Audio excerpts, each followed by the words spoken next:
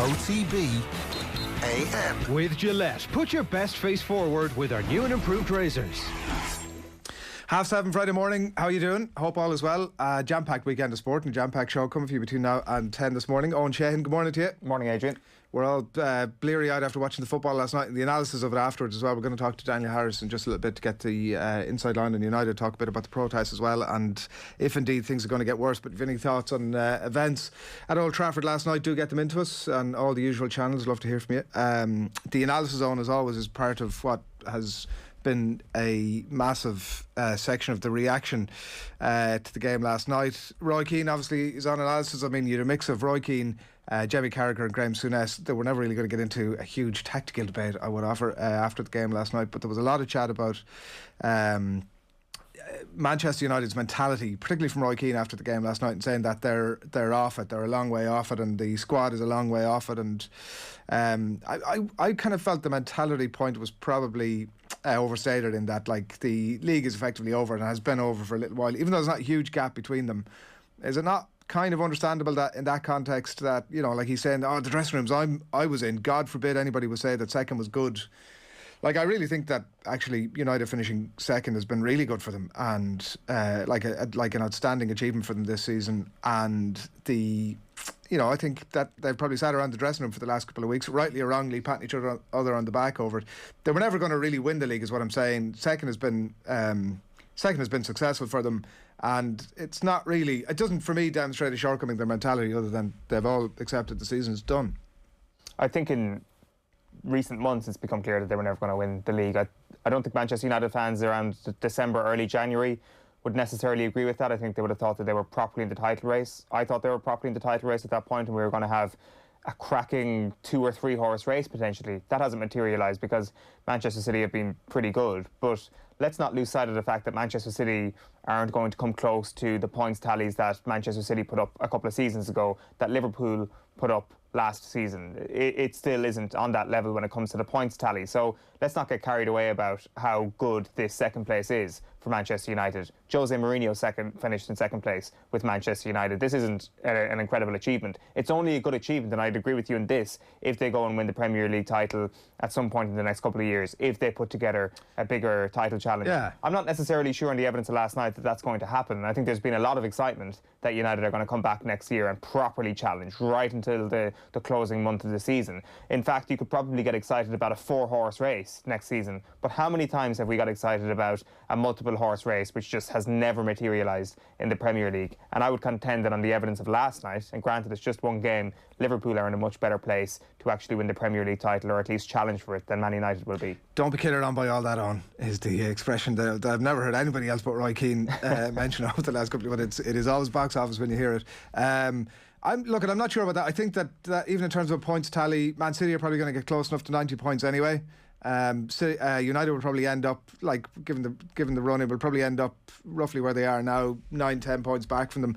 For me, that represents good value for that United team. There were 33 points odd off Liverpool obviously last season. Now that tally in itself obviously was bonkers, but even at that there were still 15 points behind Manchester City in second. So they are, no matter what way you look at it, they are closing the gap. It has been a successful season for them. They'll probably end up with some silverware, and I know that Roy Keane was saying last night that, you know, that's the Europa League is not in his priority list, and that's fine, but like, it does also help the mentality of a team like that to go ahead and win a tournament. Like, you know, you can only win what you're in, and obviously they'll comfortably qualify for the Champions League next season. Whether that squad is well equipped to do very much in that, we will have to see. But I think that they also have a manager that's learning on the job, and I would have been unconvinced by Ole Gunnar Solskjaer certainly towards the start of the season. But I think when you reflect on what he's done over the year, I think this is success for them.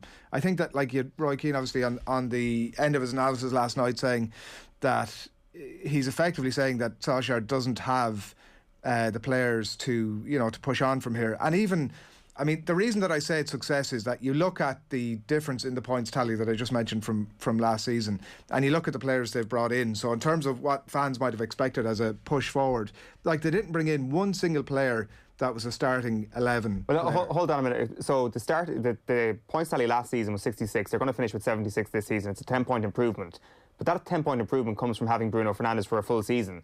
So that is a serious improvement, in fairness, on last year, having him for a full year. They didn't have him until January, and it was February when he really kicked into gear. Yeah, but it is still a step forward, right? Like, I mean, you'd have to accept that going from third. Look at that notwithstanding, and all teams will have. Look at Liverpool this season. They can point to the very obvious reason as to why they're so far back. That's going to happen from season to season, right? But like what I'm saying is, United didn't bring in one player. Like Cavani is as close as it gets. He's 34. He probably would play most games if he was a bit younger. And he's made a massive improvement. And has made a massive improvement. But outside of that, like, they've brought in Van de Beek, and I think a lot of people thought that he was going to go straight into the team, and obviously that hasn't happened. But if you're comparing points tallies from last season to this season, then Bruno's a new addition because it's a full season with him in the squad. Is my point. Yeah. So you're adding Cavani and Bruno to the squad that started this season to the squad that started last season. For me, that is a big step up. Now, if they can make those same additions next year, of course they're going to contend. But like, who are you going to back out of any of those top 4 teams to actually make a success of this summer? Are you going to back Manchester United ahead of Manchester City to make further improvements, ahead of Liverpool, who've nailed a couple of transfer windows over the past 5 years, or Chelsea? I would say Manchester United might actually be the least likely to make the transformational signings that are clearly required to win the Premier League. So I'm not sure if I share your optimism. I think it has been a good season, and I think Solskjaer in particular, his stock has risen, and I've changed my mind completely on him. I think he's done a really good job. But I'm not for a second, by the way, suggesting Manchester United are going to kick on. All I'm saying is that this season has been, no matter what way you flip it, a success for them. And I think that Roy Keane saying last night that, God forbid anybody would mention you finish second, like, that's nonsense. Like, it really shows a lack of connection with modern players and with the modern game, and I think that was evidence last night.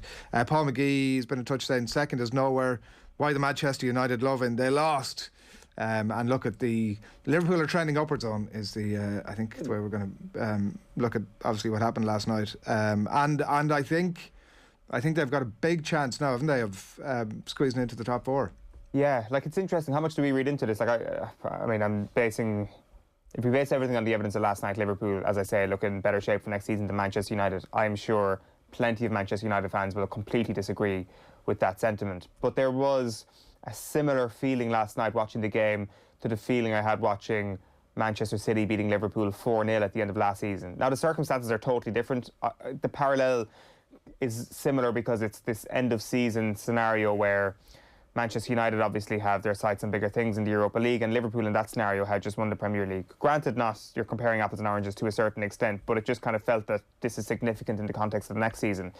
Now, the counterpoint to that is you look at Liverpool's squad and you look at someone like Sadio Mane, who didn't shake Jurgen Klopp's hand coming off the pitch last night. Is there going to be other factors at play over the course of the next few months that ensure that Liverpool don't kick on? Maybe, but if you're looking at it with a glass half full eye, then Virgil van Dijk not playing this year's European Championships is going to be a massive boost to them. We've seen last night from Manchester United's perspective what missing your most important centre-back can do to the entire team. I think that almost franks how much Liverpool have struggled all season, and having him back and having a Liverpool squad who might be back to last season's levels or somewhere towards it would suggest that they are going to overtake Manchester United and be closer to second place next season. So yes, that is a conversation that has come up as a result of watching one game last night when Manchester United were wrecked and have their eyes on the Europa League final. But I still think that the evidence from Liverpool's perspective is that they came so close a couple of seasons ago with an outrageous points tally and then won last season with an impressive points tally. They are an excellent side. They haven't really gone anywhere. And Liverpool are going to win the league next season is what you're saying. I'm not saying that I think Manchester City are going to win the league next season. I'm trying to see who's going to push Manchester City, and I think Liverpool have more of a body of evidence in place to suggest that they're going to push them closer than Manchester United will. That's all I'm saying, and I think that title-winning mentality that they have is going to be important. Yes, the age profile in certain areas of their team may not be a positive next season. Who knows what will happen when all those injuries come back, especially in midfield. Like, does Jordan Henderson come back, play a full season, and Fabinho play a full season and get to the level they were at last season? That would be the concern I would have. I think, though, once Van Dijk comes in, they're sorted in defence, and hopefully having Joe Gomez or Matip beside him would certainly bring him back to that level. So, I mean, there have been so many moments this season where you would be worried about Liverpool in the medium to long term. But I think there have been inklings in recent weeks, and particularly last night, where you're like, hold on, this team isn't done yet. Yeah. the Mane stuff is going to be interesting to see how it plays out.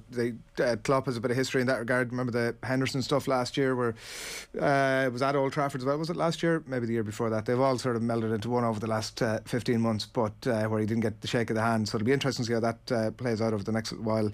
But this group of players will not close the gap in Manchester City next year. No chance. They need 3 or 4 players at least, were the words of Roy at the end of the show last night, which was, I mean, effectively doing his old mate Ollie a solid, right? Like, you've done a knockout job, and just so the people that, you know, everybody's protesting about, as in the Manchester United owners, know that. And the only reason that you haven't kicked on, Ollie, has nothing to do with your shortcomings. It's because you don't have the best players, and I'm going to do you that solid by making sure that everybody knows you should be allowed to dip back into the Glazers' pockets next season and spend that greasy cash on Sancho or Haaland or wherever it is that we that you see fit. Wayne Ryan been in touch. Good morning to you, Wayne. In fairness, Owen, it's an amazing achievement getting second with the team United have. Still best of the worst, and home form is disgraceful. Like with the team United have, I mean, are we just going to use the fact that Harry Maguire doesn't have a world-class centre-back partnership going on, and that like Fred is inconsistent as Harry your two Maguire. excuses? I mean, Harry Maguire, this by the way, look at this idea that Harry Maguire, like, effectively what Gary Neville and everybody was saying last night was that Harry Maguire is getting better the least he plays.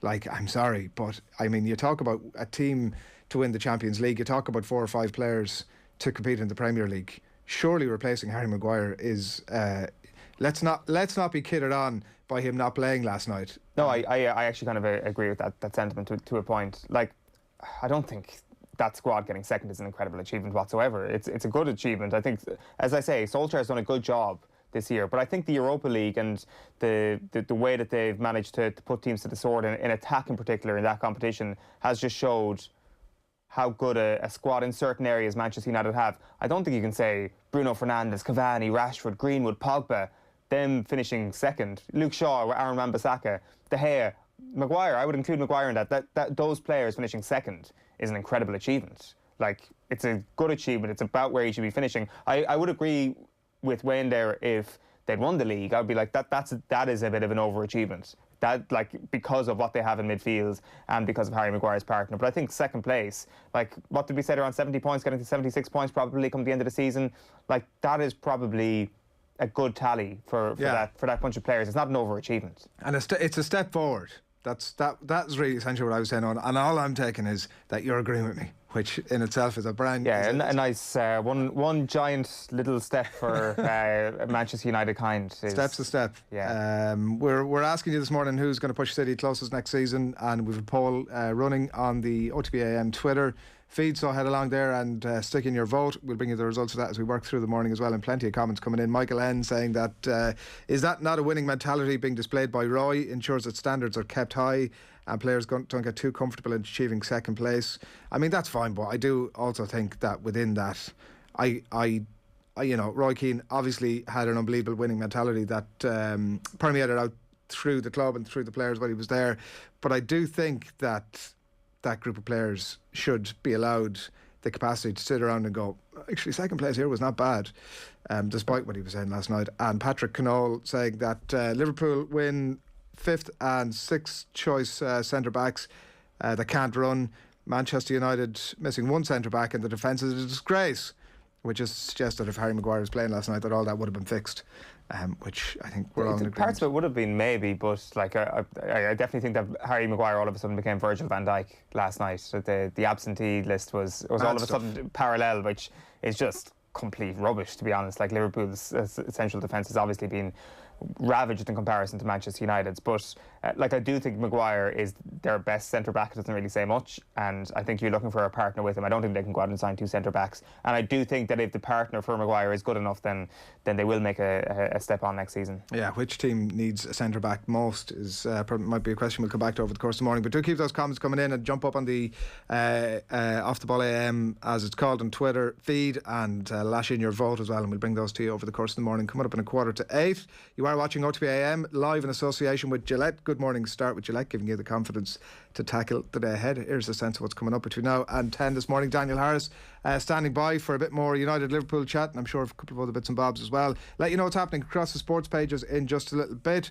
We'll look ahead to the return of the GAA, obviously this weekend. That'll be about 20 past 8 this morning, and after that we're going to catch up with the former Westmeath footballer John Egan, who is going through the mill at the minute and has a very interesting fella and a very interesting story, and we'll bring you that at about 8:30 this morning. Amy O'Connor, as the camogie season does finally get underway, we'll be speaking to the 2020 Cork captain Amy O'Connor at 10 to 9 this morning. Alan Quinlan looks ahead to the weekend's Rainbow Cup action just after 9, and we'll have some of the highlights from last night's Off the Ball as well to come your way at 9:30 this morning. But that is what's happening on OTB AM this morning. We're going to turn our attention straight back to what happened last night at Old Trafford. Manchester United going down 3-2 to Liverpool. Daniel Harris is with us. Good morning, Daniel. Hiya. So we'll get into the protest in just a minute, but let's actually reflect on what happened in the game. Harry Maguire's absence obviously played up throughout the game as this massive thing that not only affected Manchester United's defence, but affected everything that was going on in front of him due to his communication skills and his ability to shout at all his teammates. How much do you read into his absence last night? I think it definitely made a difference. I mean, United have been conceding goals from set pieces all season, and with and without Harry Maguire. So it's not necessarily what happened. That's the fact that they conceded such dreadful goals. But I think that there is a calmness and authority that you get from Maguire that you don't get from any of the others. And all the defence was shaky, as you said. And I mean, Dean Henderson was shaky also. I mean, he had a dreadful night, which was, I guess, quite concerning, really, because if you think about Henderson, he doesn't have the unfathomable reaction speed of De Gea or the athleticism of Peter Schmeichel. What you want from him is you want him to control the defence and you want him to dominate the penalty area, and he very much did not do that. So I think that with Maguire they can still look quite chaotic when defending set pieces, but in general there was a lack of calmness that I would say you might get less of if Maguire had played. When people have been speaking about Manchester United's summer coming ahead, they've always mentioned that a new number 6 is required and that a new partner for Harry Maguire is required. Last night, while that talk will go to a whole new level and that there might be a more frenzied approach to that, it doesn't actually change what Manchester United needed to do in the transfer market anyway, does it?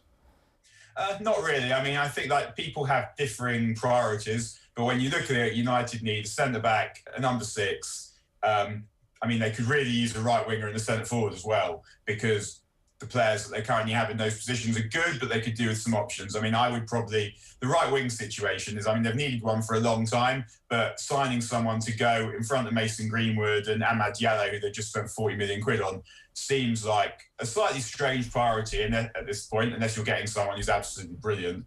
But they could do with probably another goal scoring option. But in terms of the thing with these signatures is they need players for the first team, really. Like they need to sign players who would be ready to come in and actually make a difference to the first team. And those players are definitely available. But the first thing is obviously you've got to find the right ones. And the second thing is they've got to want to come. And the third thing is you've got to be prepared to pay the money. And who knows what the Glazers are going to allow to be spent at this point.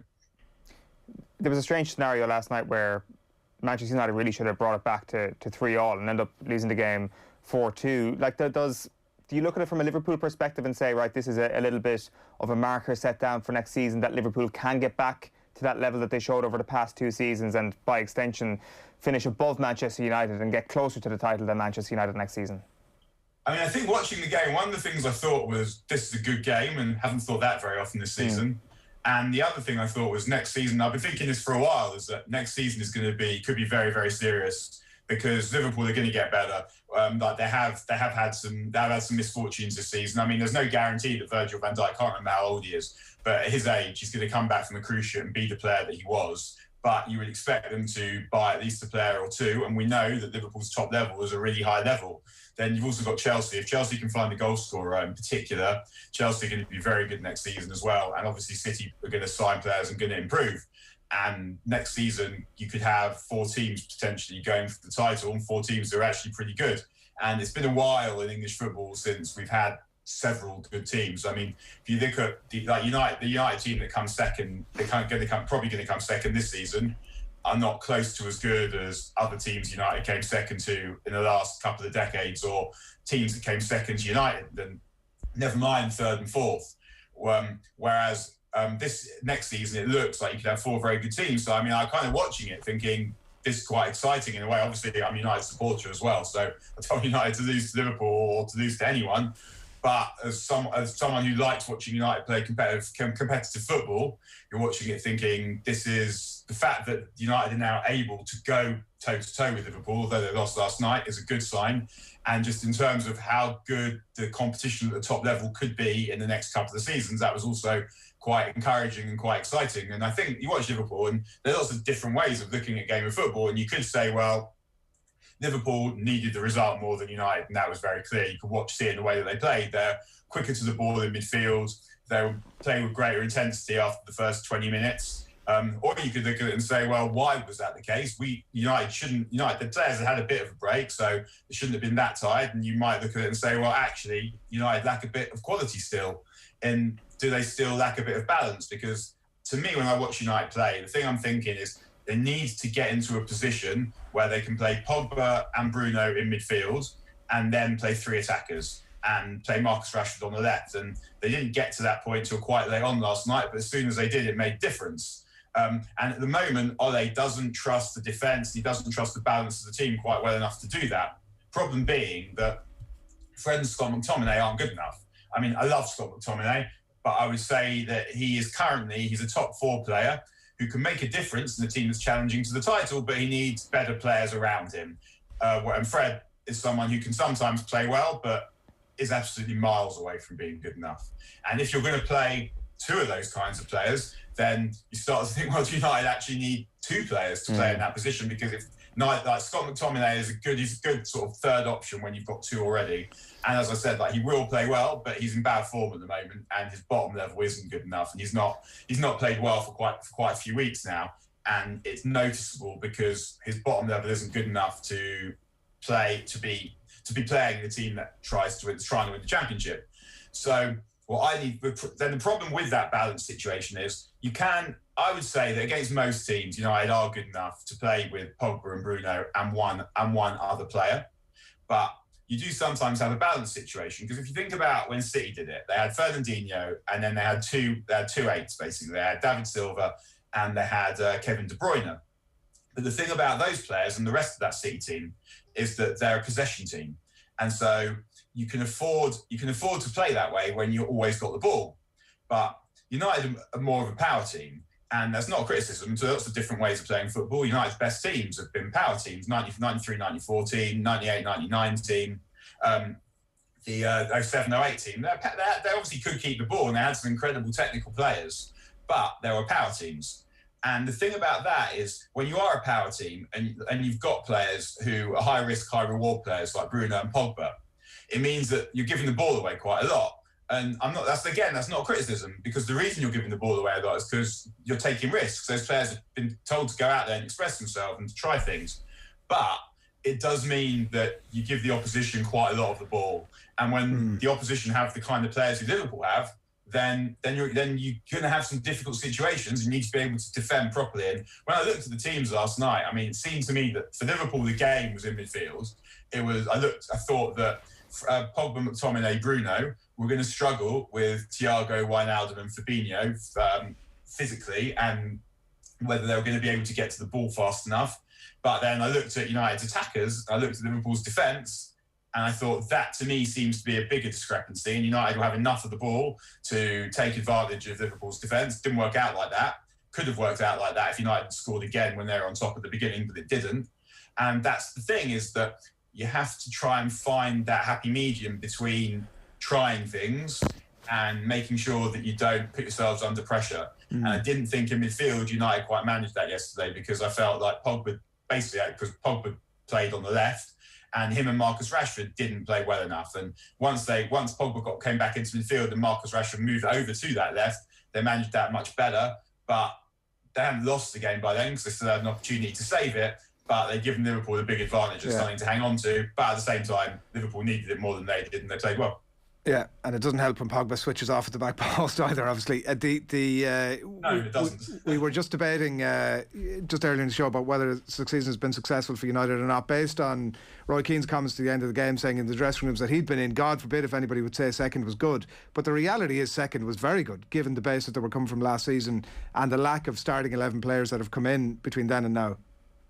Yeah, I think so. I mean, I think Roy Keane was being Roy Keane. I don't think that Egan Solskjaer, who also knows what it means to win, is sitting there in the dressing room saying second is acceptable. And I think he's been quite clear, saying that that's not the point. The point is to win. But the league was not something United had a good enough squad to achieve this season. It just wasn't the case. It's not a situation where they've got a team that should win the league and they're saying, well done lads for coming second. They're saying this is a staging post on the way to where they want to go. And the question now is really whether the Glazers are going to provide the money to strengthen the team enough. I mean, the course of dealing suggests that they're not, that they tend to disperse a little bit of money when it looks like that it's necessary for the top four. But then after that is it. And I would expect one player this season. I'm not sure if I would expect very much more. Perhaps they might get one player and then be able to buy a second player with whatever they can generate through sales. And there should be a bit of sale generation this season because, I mean, Mata is going to leave. I think there's a good chance De Gea leaves, probably not for very much, but it's a lot of wages. That Jesse Lingard might go, Diego Dallo might go, Brandon Williams might go. Like, if they can get rid of those kind of players, and then with a change down the back of the sofa, they can probably cobble together another player. But I don't think that anyone is congratulating anyone for coming second, but I think they are looking at the league table and saying that's the best that they could do with their talent this season, with the talent available to them, and it represents an improvement, but it's not good enough. I don't think that anyone in that dressing room or the managers or the coaching team are satisfied with coming second at all. But what you just said there, Daniel, is probably going to frustrate a lot of Manchester United fans because, as you pointed out, one signing is not going to be enough. Maybe if they cobble together a second signing, it might be. But if you are, as you say, rooting around the back of the sofa for spare change, chances are it's not going to be enough to buy the type of player, the quality of player that Manchester United need to win the Premier League. Sometimes, I mean, it doesn't always work like that. Like sometimes there are bargains out there, but you have to find them. So like it's kind of like whenever you see United negotiating for a player, it's always in the back of my mind that unless you're signing someone who is extremely special, there is usually kind of in the back of my mind, there'll always be, I bet there is a player that I haven't heard of who'll turn out to be just as good, who's available for half. But I think sometimes you get to a situation also where you don't want to punt, because if you look at United's centre-back situation, that is a good example of that. That they signed Harry Maguire for 80 million quid or whatever it was, roughly, and they signed Victor Lindelof for about 30 million quid and Eric Bailly for about 30 million quid, and those two players were punts. And I don't think that Harry Maguire is the greatest centre-back I've ever seen, but he's a lot better than the other two, and that's why he costs double what they cost. And what you're better off doing usually, ultimately, is rather than signing two £30 million players, if you sign one, or £35 million players, or whatever they were, if you sign one £60 or £70 million player, the chances are, if you've done your research, you will get someone better. And I'd like a centre-back next season, a new centre-back, but it seems pointless punting. Like you're trying to find the player that is most likely to give you what you need. And what United need next to Maguire really is they need some authority and they need some recovery pace.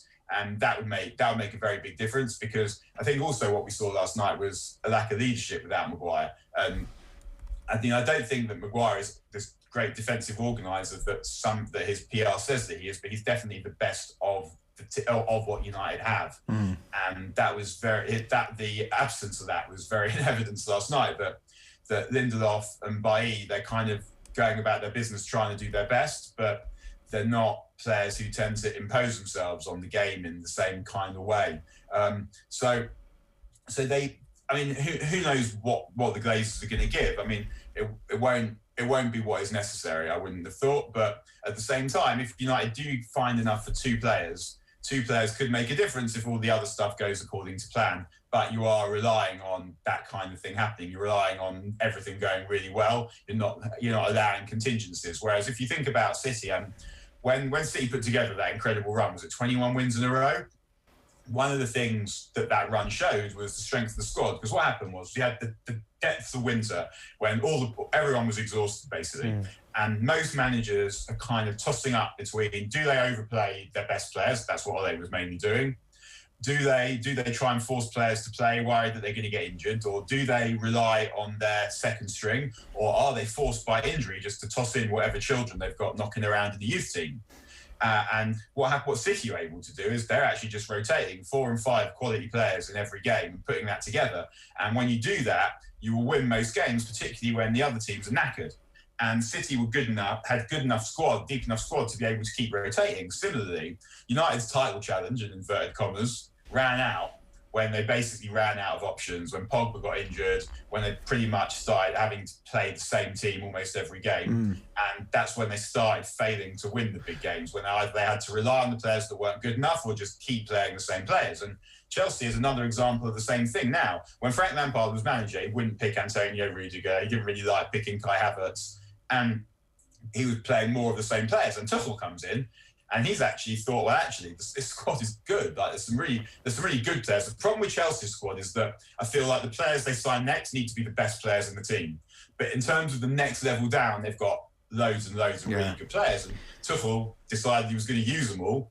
And he's now been able to rotate players from game to game. And you see a big difference in the way Chelsea have been able to play as well.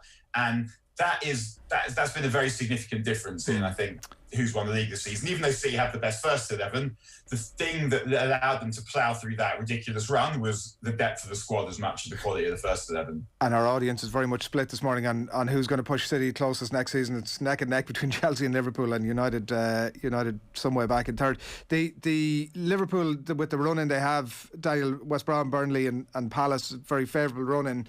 It looks as if they may get there in terms of the top 4. How have you been impressed? How much have you been impressed by that late run? I mean, I don't think it's that much of a late run, really. They've how many games in a row have they won? Not many. I think that they're a good team, so you expect them to it's not surprising when you see them play well. I think it's more that the teams above them have been losing. I mean, Leicester they've obviously managed to find the win against United reserves the other day, but they haven't been playing well. Chelsea lost against Arsenal.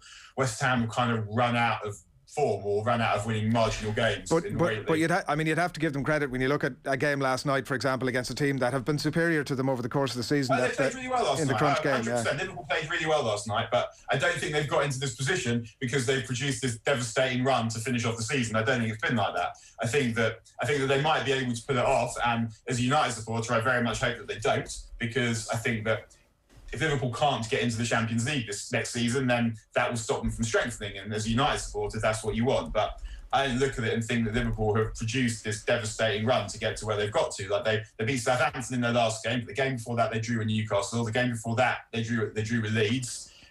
So it's not this phenomenal run that they've put together that has taken them to that place. But they are a good team. They played really well last night. So I think that if they do get into the Champions League particularly, then it would be foolish to write them off the next season, because we know what their best players are capable of. We know that their manager is an inspirational, rabble-rousing genius. And if they sign some players to make them better, then there will be a problem for everyone.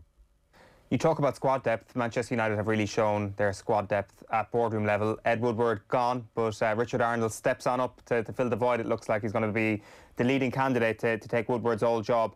Are you confident that he's the guy to lead Manchester United forward off the pitch? Because it is a big summer. Sorry, you're talking about Richard Arnold there? You went a bit fuzzy for a second. Yes. I mean, it is. I don't know Richard Arnold. I'd be extremely suspicious of his appointment, because it looks like they're just turned into the next cab off the rank. Like, by amazing coincidence, the next best person for this job is a person who we've already employed. You would much rather that they went and found the best person in the world. And if the best person in the world happens to be the person who's already there, then great. But it seems extremely unlikely. And it also would seem to me like just appointing another Glazer stooge. And that is ultimately what that would be. I mean, I don't know if Richard Arnold would be good at doing the job. I don't know what his thoughts are about United. I don't know what his thoughts are about football. But ultimately, yeah, I mean, it's the same as Woodward. Woodward was appointed because he was a Glazer stooge. He helped put together the deal that enabled them to buy United without spending a penny of their own money. That's not someone that I would look at and trust, or someone I would look at and think, well, you know about football and you should be running a football club. And I guess I feel the same about Richard Arnold. And I don't know it will be him, But if it is him, I don't think that would be a particularly good sign. No, in fact, I would say so much as I think that would be a bad sign. Are you buying the sounds from Manchester United over the past week at boardroom level about greater engagement with fan groups? I mean, the Director of Communications coming out on Sky Sports yesterday to speak on behalf of the club and on behalf of the Glazers as well. More protests last night. I guess their last home game of the season, Daniel, is next Tuesday against Fulham. Are we going to see bigger protests, do you reckon, there? A final message that what the Glazers have said so far is not acceptable? I think with all the Glazers, and I mean really with all the owners of these clubs, that there is no apology.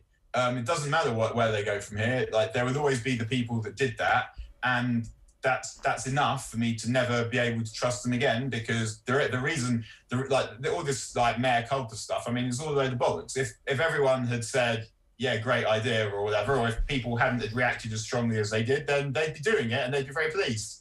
So the Glazers haven't yet really said anything or done anything. So until something happens, rather than the talking, then I won't believe anything. There's nothing to believe almost, because they haven't done anything. And these are people who over a period of 16 years have shown that they are not fit custodians for Manchester United, and they still won't be. And the fact that they might chuck a couple of sops at the supporters at this point because they absolutely have to, doesn't mean that they won't be plotting about how to do the next thing that will make things good for them and bad for everybody else. So no, I'm not buying any of this stuff, and I don't think anyone sentient is either, because like there might be some stops, like the situation might now improve as regards all these clubs, but if you see what all the various clubs are offering, it's all a load of nonsense. I mean, Chelsea, for example, have talking about getting a couple of the fans on the board, but with no voting rights and not being, I think, not able to hear most of the good stuff and not allowed to tell anyone about it. And ultimately, if you're not allowed to tell anyone about it, what's the point? Like, the point we need transparency. There shouldn't be chicanery going on that no one can know about in a football club.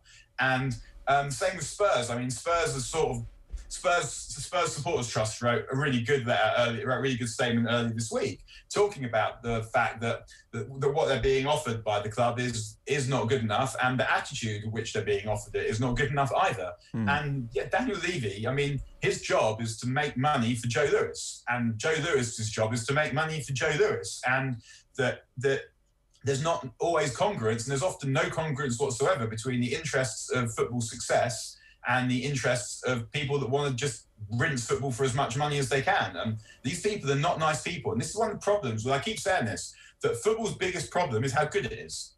It's the best possible way to talk to the biggest number of people across the world. Doesn't matter, like, you're not constrained by borders, you're not constrained by religion, you're not constrained by ethnicity, you're not constrained by any of this stuff. People of every single shape, size, description, religion, orientation love football. And it's the world game. It's the best possible way to speak to all those people, which means that it's one of the best possible ways in the world to make money as well. And that's what you've got here, is you've got these people. So because of that, football has become this phenomenal industry that is one of the greatest things in the world that we have. And that means that the people that can afford to own our football clubs, or at least own the legal title to our football clubs, will never own them emotionally or morally, but they are not people that should be able to own things that mean so much, because the amount of money it takes, you can only really accumulate by bad behaviour. It is basically almost impossible to be a billionaire by way of anything apart from exploitation and bad behaviour. And these people should not be allowed anywhere near our football clubs that don't need them, most of them. Like, Liverpool just need to be able to spend Liverpool's money. United just need to be able to spend United's money. City is different, obviously, but that's a different moral issue. And Chelsea are probably at the point now where they're starting to make a lot of money as well. I mean, they've got a problem with their ground, and ultimately they're going to need Abramovich if they're going to sort that out.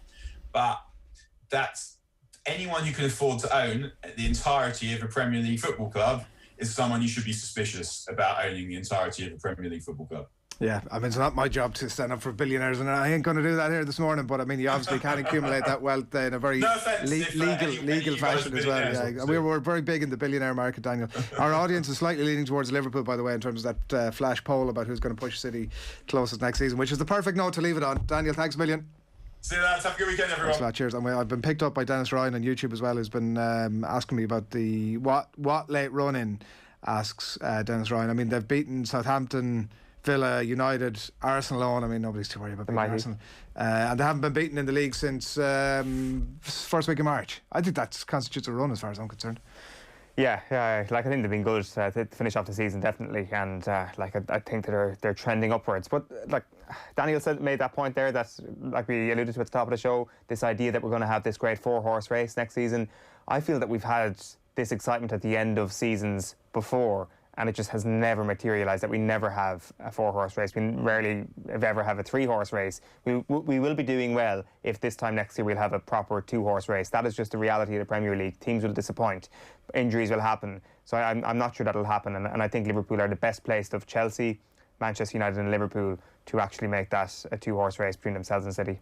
All right, it's 8:10. You're watching OTB AM. Loads of comments coming into us about the football, so keep them coming in. We've rugby upcoming in just a little bit. We're going to talk about the Gaelic football too, and camogie too. So lots to come, and do keep those comments coming into us. We're going to hear from you this morning. We are getting prepared for our OTB Sports UEFA Champions League final preview show, by the way, with Pepsi Max coming your way later this month, May 27th. We're going to have Teddy Sheringham, no less, and Denise O'Sullivan on the show, and we're going to have more guests as well. We'll confirm those a bit closer to the time. You can head over to otbsports.com/events and you can get your hands on some virtual tickets for that right now. Pepsi Max, maximum taste, no sugar, hashtag for the love of it.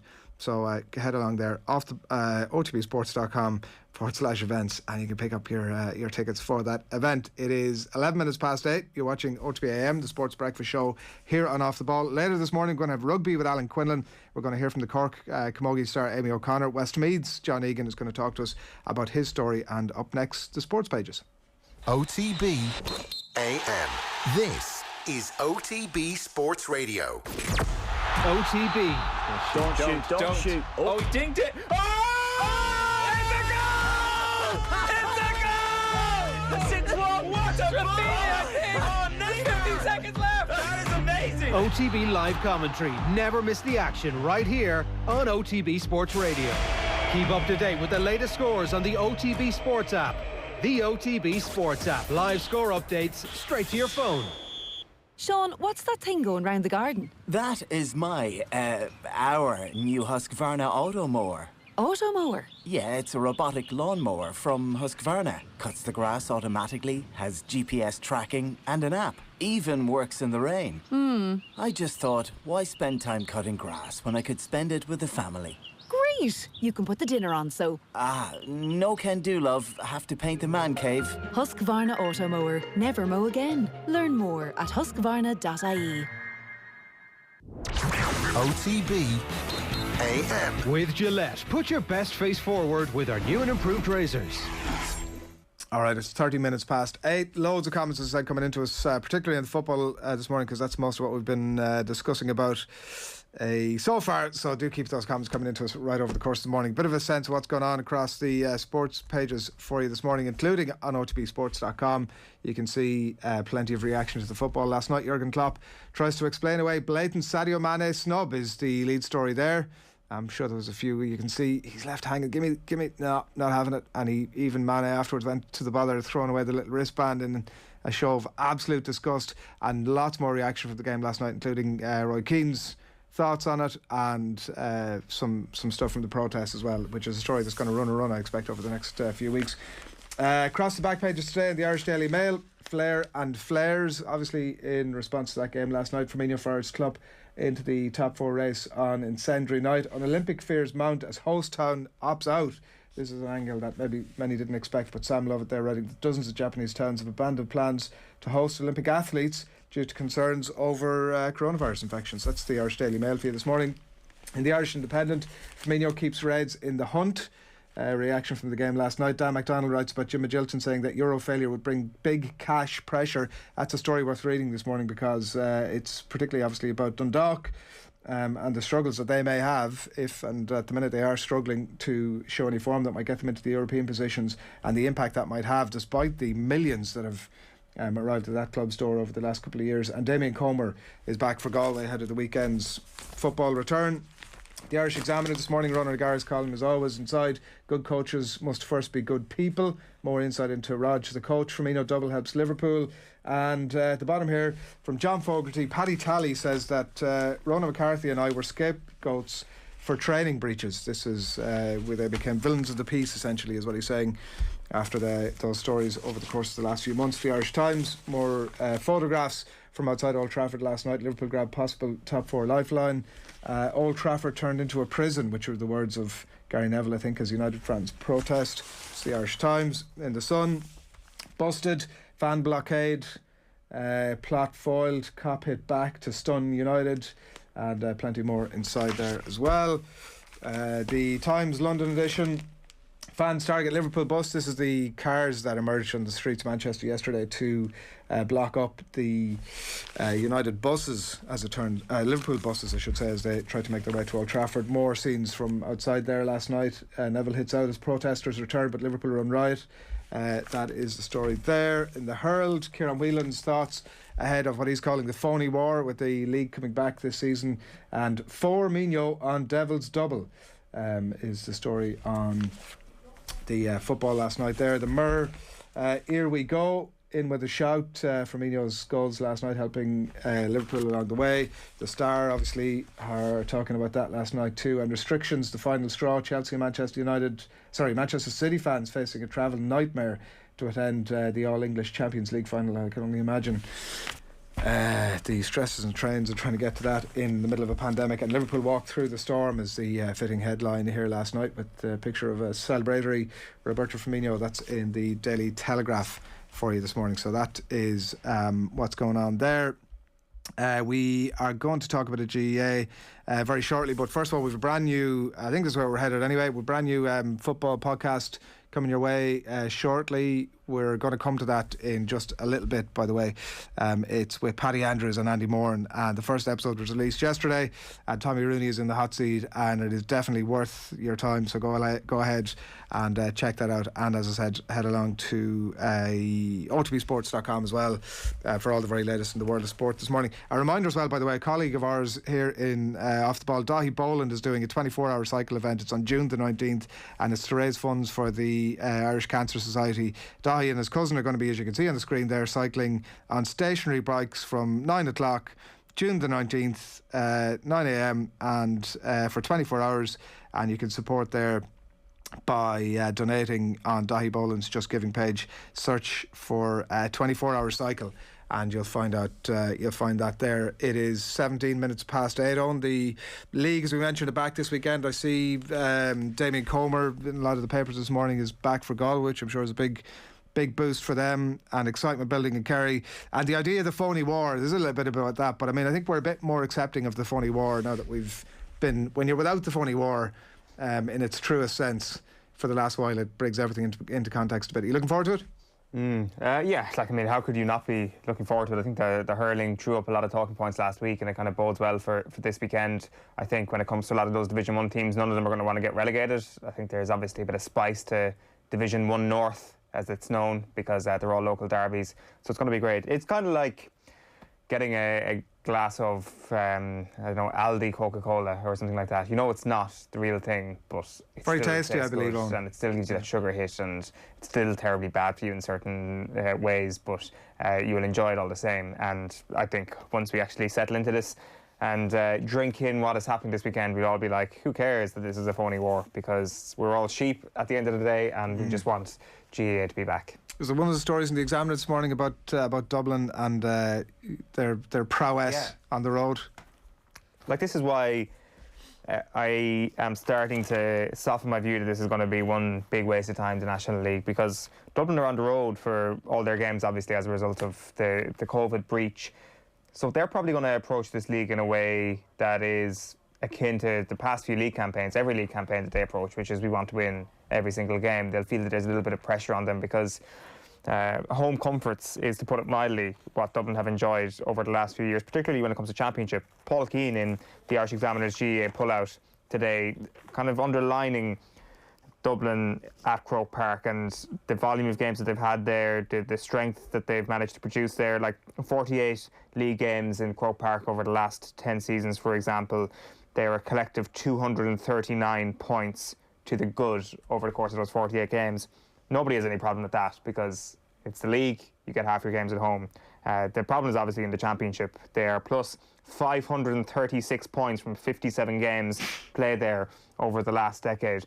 The comparison, Paul Keane's used Kerry as the comparison county here. Over the last 10 years, Dublin have played a total of 105 games at home. Kerry have played a total of 47 games at home. You'll say that Dublin have been a way better team, which they have been, and that they've got more games. But Dublin have played 72% of their games at home. Kerry have played 37% of their games at home. Like, I mean, it's when you see those statistics down on paper, it's kind of like you do still get shocked by it, even though we all know the massive advantage that it is, like 72% compared to 37%. I wonder who is the second most common team at home. I'd like to know who it is, but it can't be much more than 35 to 40% either, considering teams get brought to Dublin for their big games. 72% of your games being played at home is absolutely incredible when you think about it like that. So that's obviously going to diminish to 0% during this league campaign. I accept that it's a very small detail, but it might just add something to Division 1 South this year in the Football League. Yeah.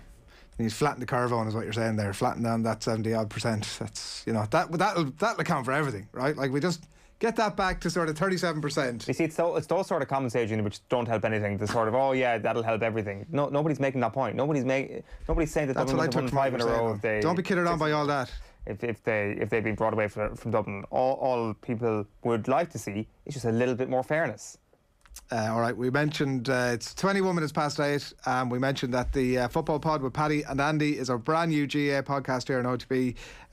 It'll be available every Wednesday, first of all on the OTB Sports app, so that's the place you need to get it, and head along to your app store and download that now, and also after that, wherever it is that you listen to your podcast. Here are the two lads and Tommy Rooney in the hot seat on why Tyrone need a fresh break from Mickey Hart this year. Players, Mark Bradley, we mentioned McKenna, McShane, huge players. Mark Bradley is one-on-one with Michael Murphy last year on the 13-yard line, and he kicks it over the bar. I'm just like, just go at him. It's Michael Murphy, you're Mark Bradley, you're 5'5". Yeah. Joe, just step him and go for it. Huge moment within the game. Didn't take it on. Kicks a point, lovely, you get your point. But Andy, I think that's always, that seems to be the sense that they were nearly playing within themselves. 100%. That it was this is the structure. This is the structure we play.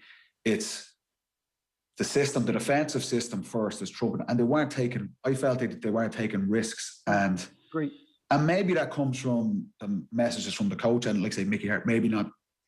You don't know, trusting them enough for the players not understanding, or just that little bit. They're maybe not all on the same wavelength, and they just seem to be conservative in how they're playing. Defense came first, and. That's fine. That's fine in a way, but the players they have, the talented forwards they have, can they let them off the leash a bit? Because I think that would be a big shift for Tyrone, and that's why it's interesting to see how they go about it.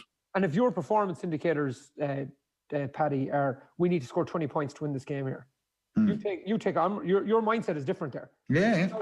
But if you're trying to win it with 13 or 14 points, then sit back, hold the lead, you'll struggle even on a wet day. So, like what I would say, Mark Bradley, I think he's a hugely impressive footballer. He's one guy that really needs to take off this year. They're waiting for him. It's now time for him to take off. And then I think the one huge advantage Tyrone have on everyone else, and talking to a Dub, this is interesting because Cluxton gave them such an advantage over the years, right? But Morgan is a huge advantage, lads. Like he's huge. It's like an extra player, like, to be fair, in terms of the defensive transitions and stuff. Centre forward for his club or a sweeper for his club. He's an intelligent outfield player. And he's got the goalkeeping skills to go with it. And the one thing with Morgan too, he's a header. Like he's matured over the years. Like he's got, like you to the crowd. Yeah. He's got. I'll tell you a story about that now in a minute. But he like he's matured over the years now. He's a really good keeper. Last year when they were playing against Donegal, I don't know if you remember, Murphy's on the edge of the square, American McNamee. Morgan wins the ball out in front of the two boys. Like he knows the game. You know what I'm saying? So it definitely that extra. And I think that's the way goalkeeping is going to go, lads. I think it's going to go more advanced. I think they're going to push on. And if you can create them 2v1s on the overlap all the time, I think you've a huge chance. I was last game I played in Healy Park 19. I'm coming and Aidan O'Shea shouting at me. He said, leave the keeper at it. So I leave Morgan at it, right? I go to America, go at him. he outruns me because he's rapid, and he swings this one over from 35, 40 yards without side of stop. Yeah. He runs the field. Runs the field. Yeah, I remember I seen it. He's running back to the goal, and we've won well. We've won well at the time, and he goes, the man marked me around these parts more, and he goes, you know.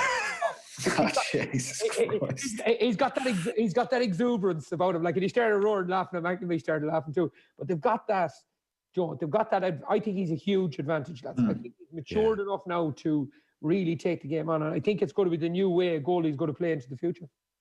That's brilliant stuff. It's Andy Moran there. It's Paddy Andrews and Tommy Rooney keeping everybody between the ditches and sometimes a little bit over the ditches, as you heard from Andy there with his chat about Niall Morgan. It's going to be good stuff. It's whetting the appetite on. I'm sure you're going to be getting on. I mean, you've got the app already in your phone, but for people who don't, get on there and get it. It's going to be good stuff. I'm really looking forward to it now over the year. Yeah, it's a really good start to that podcast, and just listening to that, I mean, this northern section of football is going to be so good over the next few weeks that you've got Tyrone, Donegal, Monaghan and Armagh just thrown in there. Every single week there will be something mad that happens on the pitch. That Tyrone team kind of off the leash now. It'll be interesting to see what happens now that they are off the leash. This would be a very important season for the legacy of Mickey Hart, not only considering what he might do at Louth, but also what Tyrone are going to do without his methods and without their style of play.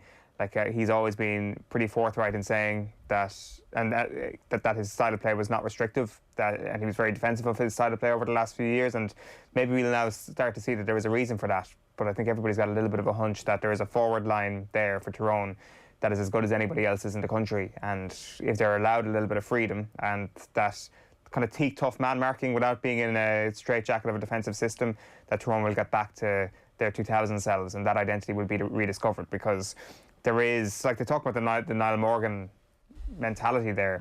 There is a beautiful craziness to Niall Morgan and to a lot of those Tyrone players. And I just wonder, was that stymied a little bit over recent years? Did they try to be, not Dublin, but did they try to be maybe Donegal a little bit too much? Whereas Tyrone are unique. Tyrone, the team of the noughties, are a team full of characters, a team full of coaches who are now passing on their knowledge to everybody. They're charismatic lads. They're all very individualistic, and I just wonder over the course of the 2010s that just get diminished a little bit. So letting that explode and letting that powder keg do its thing throughout the course of this league, throughout the course of this Knockout Ulster Championship, and maybe into the All-Ireland Series, I think that they're a serious contender for this year's All-Ireland if somebody other than Dublin might actually stand a chance. Well, you were talking earlier on about the possibility of how many teams were actually going to. Would we be delighted with a 2-horse race in the Premier League? And I mean, it definitely feels a bit like that in the football as well, doesn't it? Like that I don't know who. It's very difficult at this juncture to know exactly who it is that's going to push Dublin, if anybody, this year, and how much of that we might get a little bit of a sense of in the league. But again, look at that element of the phony war. Which of the chasing pack would you be backing at this particular moment in time on to run the Dubs closest? To be honest with you, I actually just can't answer that question. I'd love to be able to say this Which is what means it's Kerry. That's what I'm going to take from that. I haven't seen any football since the All-Ireland final last year. Nobody's seen any football. Mayo have had a heap of retirements since that game, and for the first half of that game they played really well against Dublin. So that's them gone? No. So on the evidence of that, it would be Mayo. But the retirements would suggest that it's not going to be Mayo. But I think they can possibly ride out those retirements. It's not going to be Mayo because the retirements. Tyrone need a bit of a betting in year. I mean, Galway probably not. I mean, Comer back, okay, but I think that the Ulster teams are all going to be affected by the fact that it's a Knockout Ulster Championship. So I would have them below Mayo and Kerry. I'd have Kerry or Mayo as the main contender to Dublin still, until we see that the retirements are having this desperate impact on squad mentality. The 3 nominees for Young Footballer of the Year, all 3 of them not only look like phenomenal footballers, they all look like 3 lads who don't care one bit about the fact that Dublin are this beast and that they're up against it whenever they play against it. They're really brilliantly cocky young lads in the best way possible. And that is the sort of new energy that is going to permeate through this Mayo dressing room. I actually think that they might be fine on a squad level without the retirees. Now, it's actually on a material level. What are the footballing prowesses that they're losing, for example, which I'd be more worried about almost. So I think Mayo could still be the second best team in the country this year.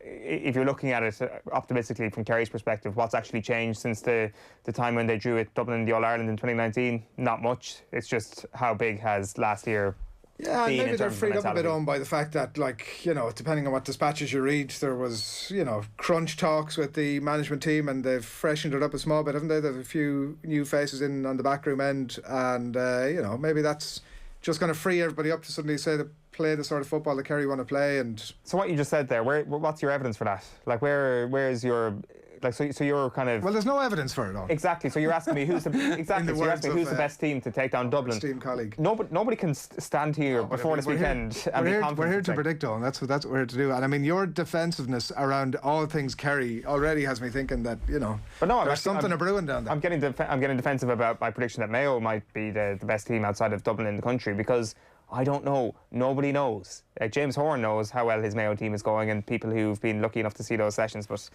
nobody knows for sure. Will on YouTube says that Owen forgets that the current Tyrone team is just not as good as the Naughties team, Owen. Come on. There is How that. could you That is how a could you forget slight that? fly in the ointment of my argument. But there are, like, I mean, when you look at McKenna and McShane and Canavan, I mean, that is forward line that is packed with talent. Frank Brennan also, we already know that it's going to be about Manchester City and Chelsea next season, so the only question to be asked is how long did the Glazers give Solskjaer before they finally get rid of him? We will see exactly how that pans out towards the end of the season and into next season as well. And by the way, a reminder, we were talking obviously about the GAA, the football pod with Paddy and Andy. Hit subscribe to get the podcast every single week. Episode 1 is about 90 minutes, so it's a juicy episode to begin with of build up at the opening weekend of the football summer, so that is the place to go for that. Now it is 8:30, it's Friday morning. Do keep your comments coming into us. Delighted to say we're joined on the line now by the former Westmeath footballer John Egan. Good morning to you, John. How are you, lads? How are you getting on? Not too bad now, not too bad. I'm up unusually early this morning to chat to you, so cheers for the invite. No, listen, thanks a million for taking the call. We've been meaning to talk to you for about 4 or 5 weeks. I'd seen a piece in the Westmeath Independent a little while back, and I thought we must get you on for a chat. You've just had a dialysis session just now, is that right? Yeah, I was up earlier this morning just for a dialysis session. Usually I'd have it, well, I've only started since Tuesday, but in the last week I've sort of tend to have it around 8:30 or 9, but just got up a small bit earlier. It's only a smaller session now because I'm getting used to it, but started at about 8 o'clock, so got it all done there within 20 minutes. So I'm all good for the next few hours anyway. And you just do that yourself? Yeah, so I suppose I've been up and down to Tala for the last 2 or 3 weeks getting training on dialysis and manually doing it.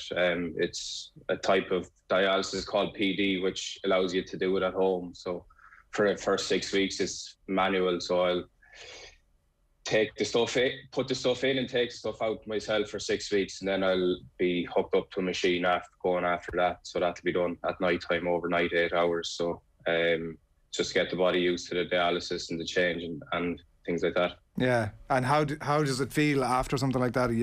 Is it draining? Is it sore? How do you feel after it?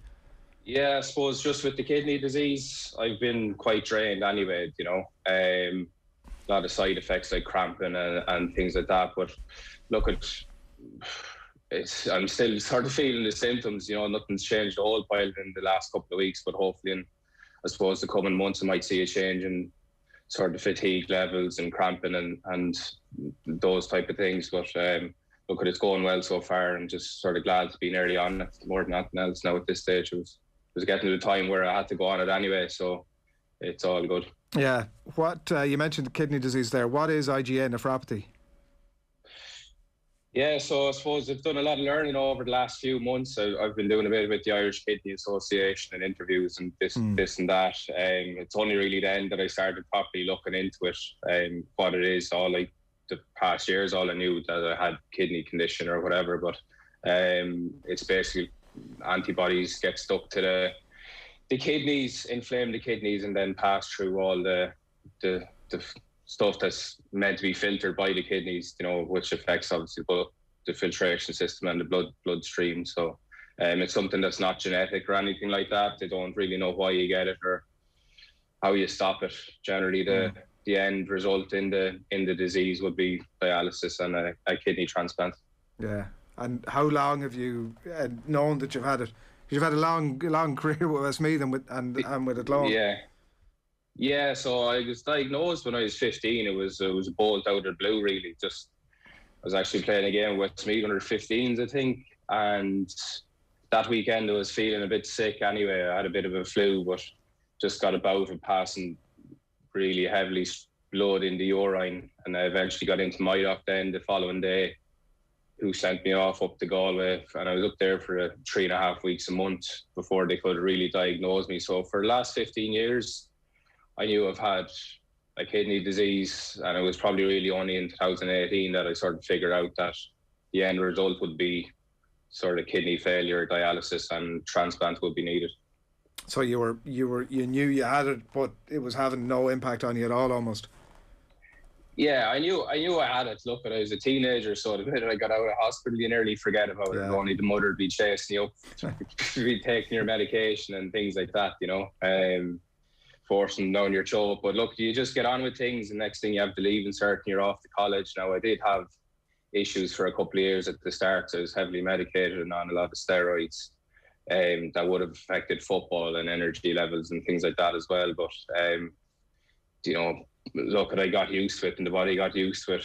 It did have an effect on me, and only looking back on it now, you can sort of pinpoint sort of things that had been happening to me that you'd be like, yeah, was only happening because I had kidney disease, you know.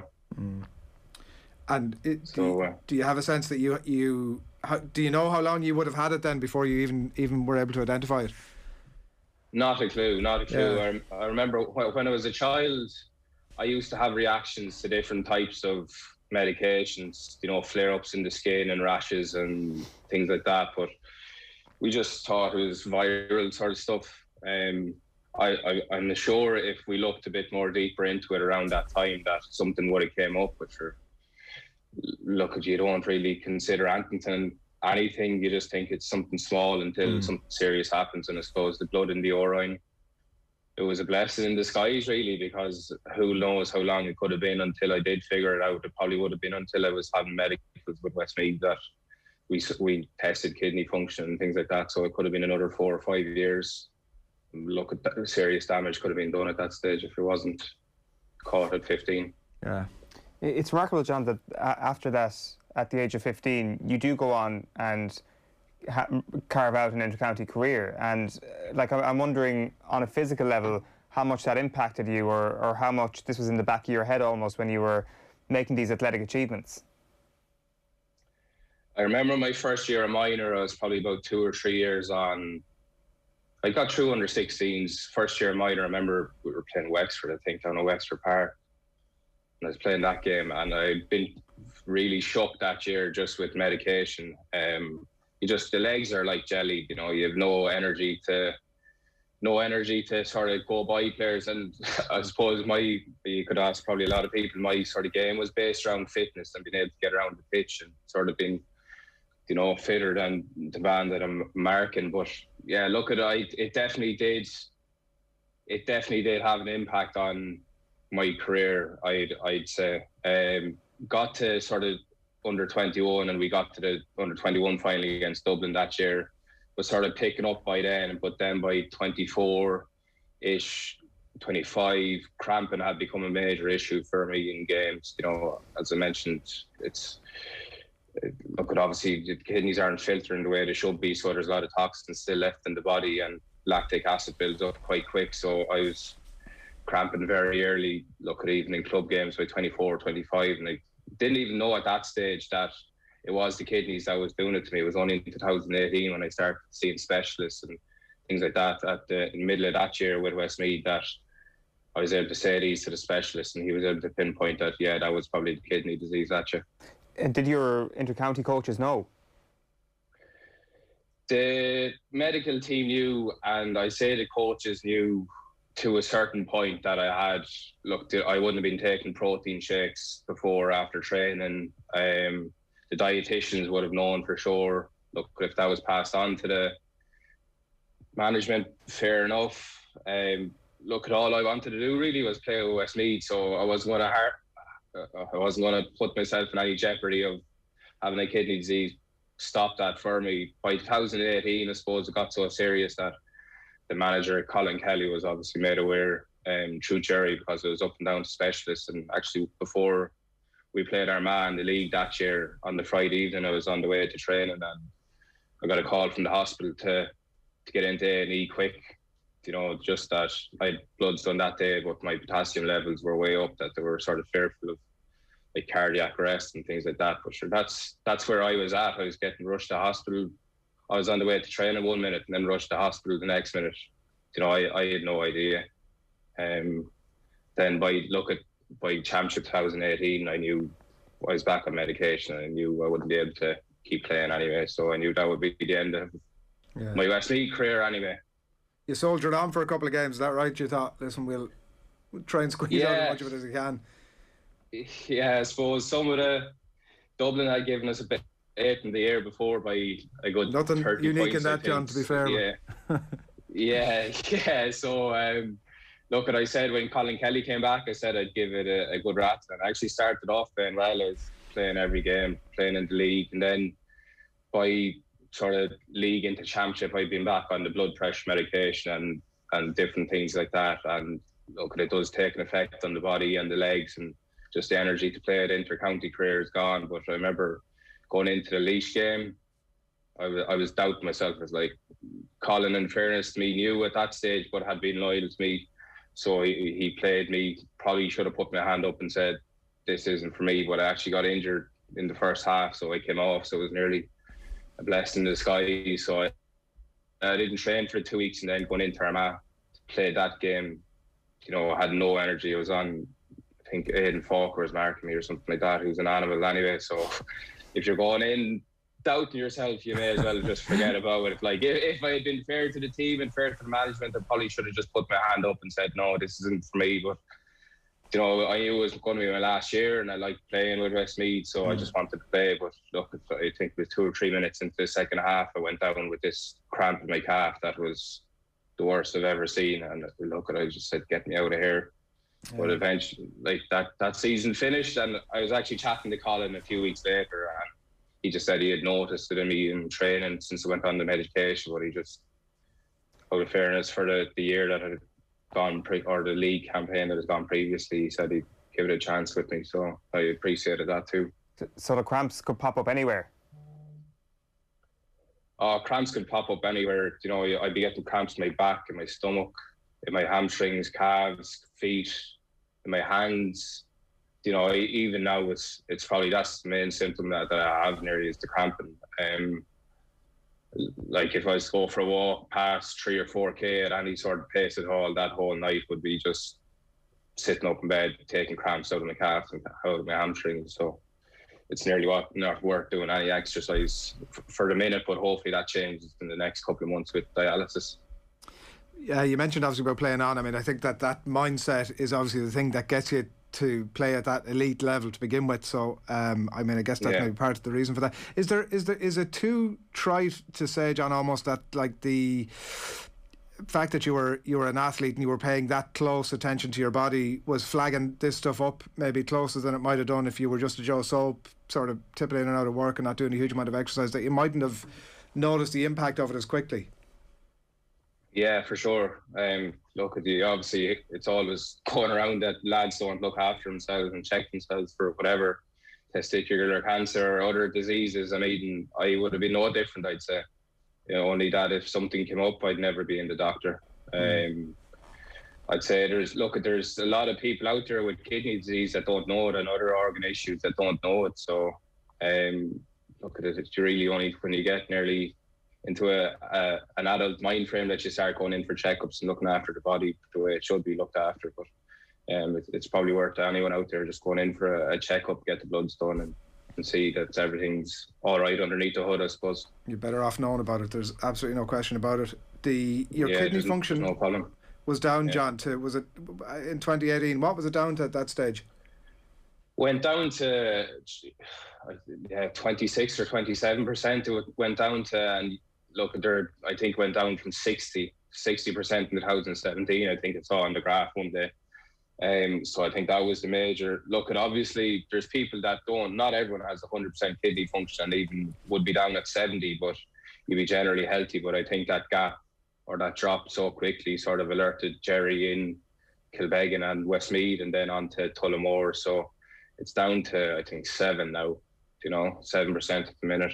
Wow. So and that sort of affects other things within the body, with the heart and different levels, you know, obviously, because you can't filtrate toxins, like. But yeah, so eventually, look, at dialysis will keep me going for a while, you know, to keep the pressure off the kidneys. But I'm assuming eventually, at some stage, if I don't get a kidney, it'll probably be what's keeping me alive, I'm assuming. Yeah. So, yeah, what is the prognosis in that regard? It's dialysis for the foreseeable future? Yeah, so dialysis for basically until I get a transplant, yeah. You know, unfortunately, it's a small bit of a lottery. You know, there's a high bar set to get a kidney donor, and then the transplant list, especially because of COVID now, is absolutely massive. So there's probably a few people ahead of me, all right, but you know, I sort of in my mind, I'm looking at 2 or 3 years. If we can get anything before that, look, I'd be delighted, you know. Yeah. Can you stay on dialysis indefinitely? Is it? Yeah, you can stay on dialysis indefinitely. Like, you know, it's not ideal for you really long term. But it can keep me taking over, I suppose. There's a lot of people who, when they're older, if they're on dialysis, look, eventually other organs start to fail, the heart starts to fail, and things like that. You know, but look, I won't be looking too bleak on it. No, you're 31. I'll just get on with it. Yeah, look, you know, plenty of time to go and plenty of hope. Yeah, and so you formally went on the transplant list only over the last couple of weeks, is that right? Yeah, so 2 weeks ago, I was up in Tala to get the catheter, the tube. I have a tube in my stomach now that connects up to the bags and up to the machine. So just that week as well, I was officially put on the transplant list. So I've had a couple of people go forward for organ donation. Now, unfortunately, it hasn't worked out just yet, but look, it's nearly started. I'm getting used to the dialysis, and it's actually, look, if that sort of picks things up for me over the next couple of months, I'll just get on with it. They're very hard conversations to have, I presume, with people around you in terms of the compatibility of those related close to you, and a willingness to go ahead, and the impact obviously that it has on them from a lifestyle point of view. That must be really tough. Yeah, look, you know, there's been people who've even brought it up to me and mentioned it to me, and I appreciate that nearly that I'm in their thoughts as much as someone who's, like, let's say my dad and my sister who've gone forward to try being an organ donor. You know, anyone who's sort of mentioned to me that they're considering it, I appreciate that just as much. You know, it's an absolute massive thing to do for someone that's, you know, you're essentially making a healthy person not as healthy as they were 4 or 5 hours ago pre-operation, like, you know. But look, I have really good people, like I have really good family and really good friends, like my parents and my partner Tracy. They're genuinely the best in the world. So if I ever need to speak to anyone, or anyone ever wants to speak to me, it's an easy conversation, you know. Yeah. I'd say there's definitely tougher conversations out there. Yeah, and having that support structure around you is hugely important. Yeah. When you say in terms of the impact on a potential donor, what is that impact like? What are the types of conversations they're having as they go through that and the possibility of donating? To be honest with you, I suppose the risk is more for the donor's future. I mean, if they develop kidney disease for whatever reason, you know, it probably rules a lot of women out who haven't had their babies yet. I mean, one of my sisters is younger than me and still has to have kids if she wants, so that probably rules her out, in fairness. But my other sister has had 3 kids, which she's had gestatus diabetes, I think is the name of it, during a couple of pregnancies, so that ruled her out. But I mean, look, the main thing is you're essentially making a healthy person taking something away from them, you know. And look, if someone in their, God forbid, if someone in their family ever needed a kidney at some stage, or if one of the lads ever had to have a child or something like that, and they had their issues, look, at obviously other people have other priorities that they need to put ahead of giving me a kidney, which is 100% fair too, like, you know. Yeah. It tends to be deceased organs that are more typically transplanted. Yeah, it tends to be deceased. Look, it's really big. If you get a live donor, you've been very lucky. Like, you know, the deceased donor list it's good, but probably not where it could be either. You know, because of the lack of awareness around organ donation. And then I suppose with COVID the last year has just put pause on a lot of transplants that would have been going ahead, so that there's a huge backlog in the deceased organ donation list. I suppose that has its own, situation coming with it. Unfortunately, some family has lost a loved one, and someone has lost their lives, but the fact that they're able to sort of live on through somebody else, I think families could keep some solace from it, I guess the part of having these conversations as well, John, is to increase that awareness, because I guess there isn't a culture in this country yet of organ donation too much. No. Yeah, and I've only sort of seen that from the sort of bit of publicity that has been going around my story in the last sort of few months. There's a lot of people who, I mean, it's something everyone talks about when something's close to home, but it's probably something that everybody should be doing regardless, or be involved in regardless. I know one guy who had always thought about it or been thinking about organ donation. I must do this, I must do that. Eventually, when he read the story and it was a bit more close to home than him, 8 people within the family had donor cards within 24 hours. So that's the sort of thing we want, but we don't want it to be a close story. Need to be a close story to become an organ donor because of how easy it is. I know in other countries there's actually an opt-out system, so everyone's born into a system where they are an organ donor, and if you have certain beliefs or whatever, you can opt out. But I think that would be a great system if we did have it in Ireland. Yeah, well, we'll give the details in just a moment about how people can get involved. Because I do think you're 100% right. I think that everybody goes about their daily business, and there's other stuff that's important. And in the grand scheme of things, doing something like signing up for a donor card is way more important than any of that. Than a lot of the stuff that fills all our days. Let's face it. Yeah. And it's such a simple thing to do. I suppose it takes literally 2 or 3 minutes of your day. Just stop for a second, think about it, and get it done. You have it done then for life nearly now.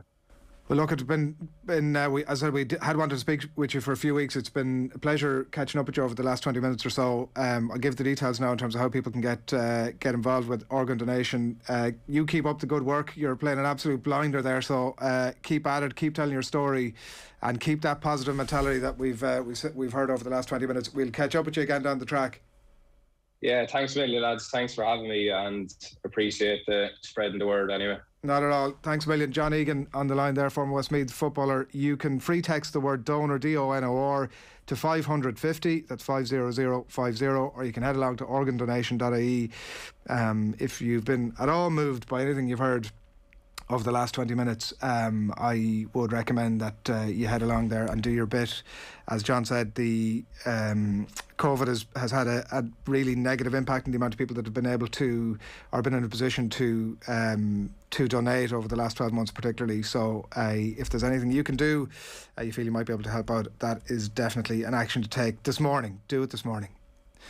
It's gone 10 to 9 on this Friday morning. We've still loads to come. We're going to talk rugby in just a few moments' time, but we're brought to you every morning, of course, with thanks to Gillette. Good morning. Start with Gillette, giving you the confidence to tackle the day ahead. Here's what's coming up on OTB Sports Radio over the course of the morning. 1:30, we're going to have the Paddy Power half hour. Friday night racing from 3 o'clock today. Team 33 League of Ireland legend is going to be Shane Supple, who's got a career across a lot of different codes. Obviously, 6 o'clock is OTB Gold, Catherine Switzer of the Boston Marathon fame, and then at 7 o'clock it'll be live off the ball as well. So that is all coming your way a little bit later this morning. Alan Quinlan, as I said, will be up to talk rugby just after 9 o'clock. But first, before all of that, time to talk camogie.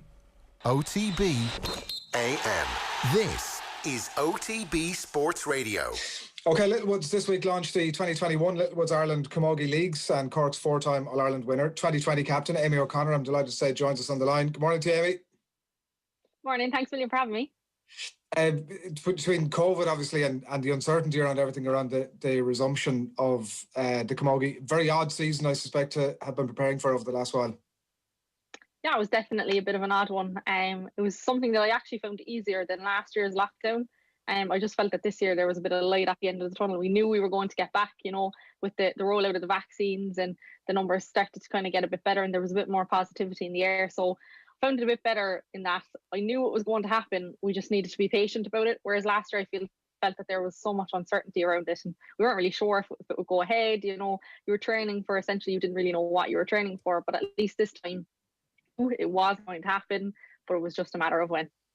Yeah, you very politely focused on the COVID aspect of the weird preparation for the season.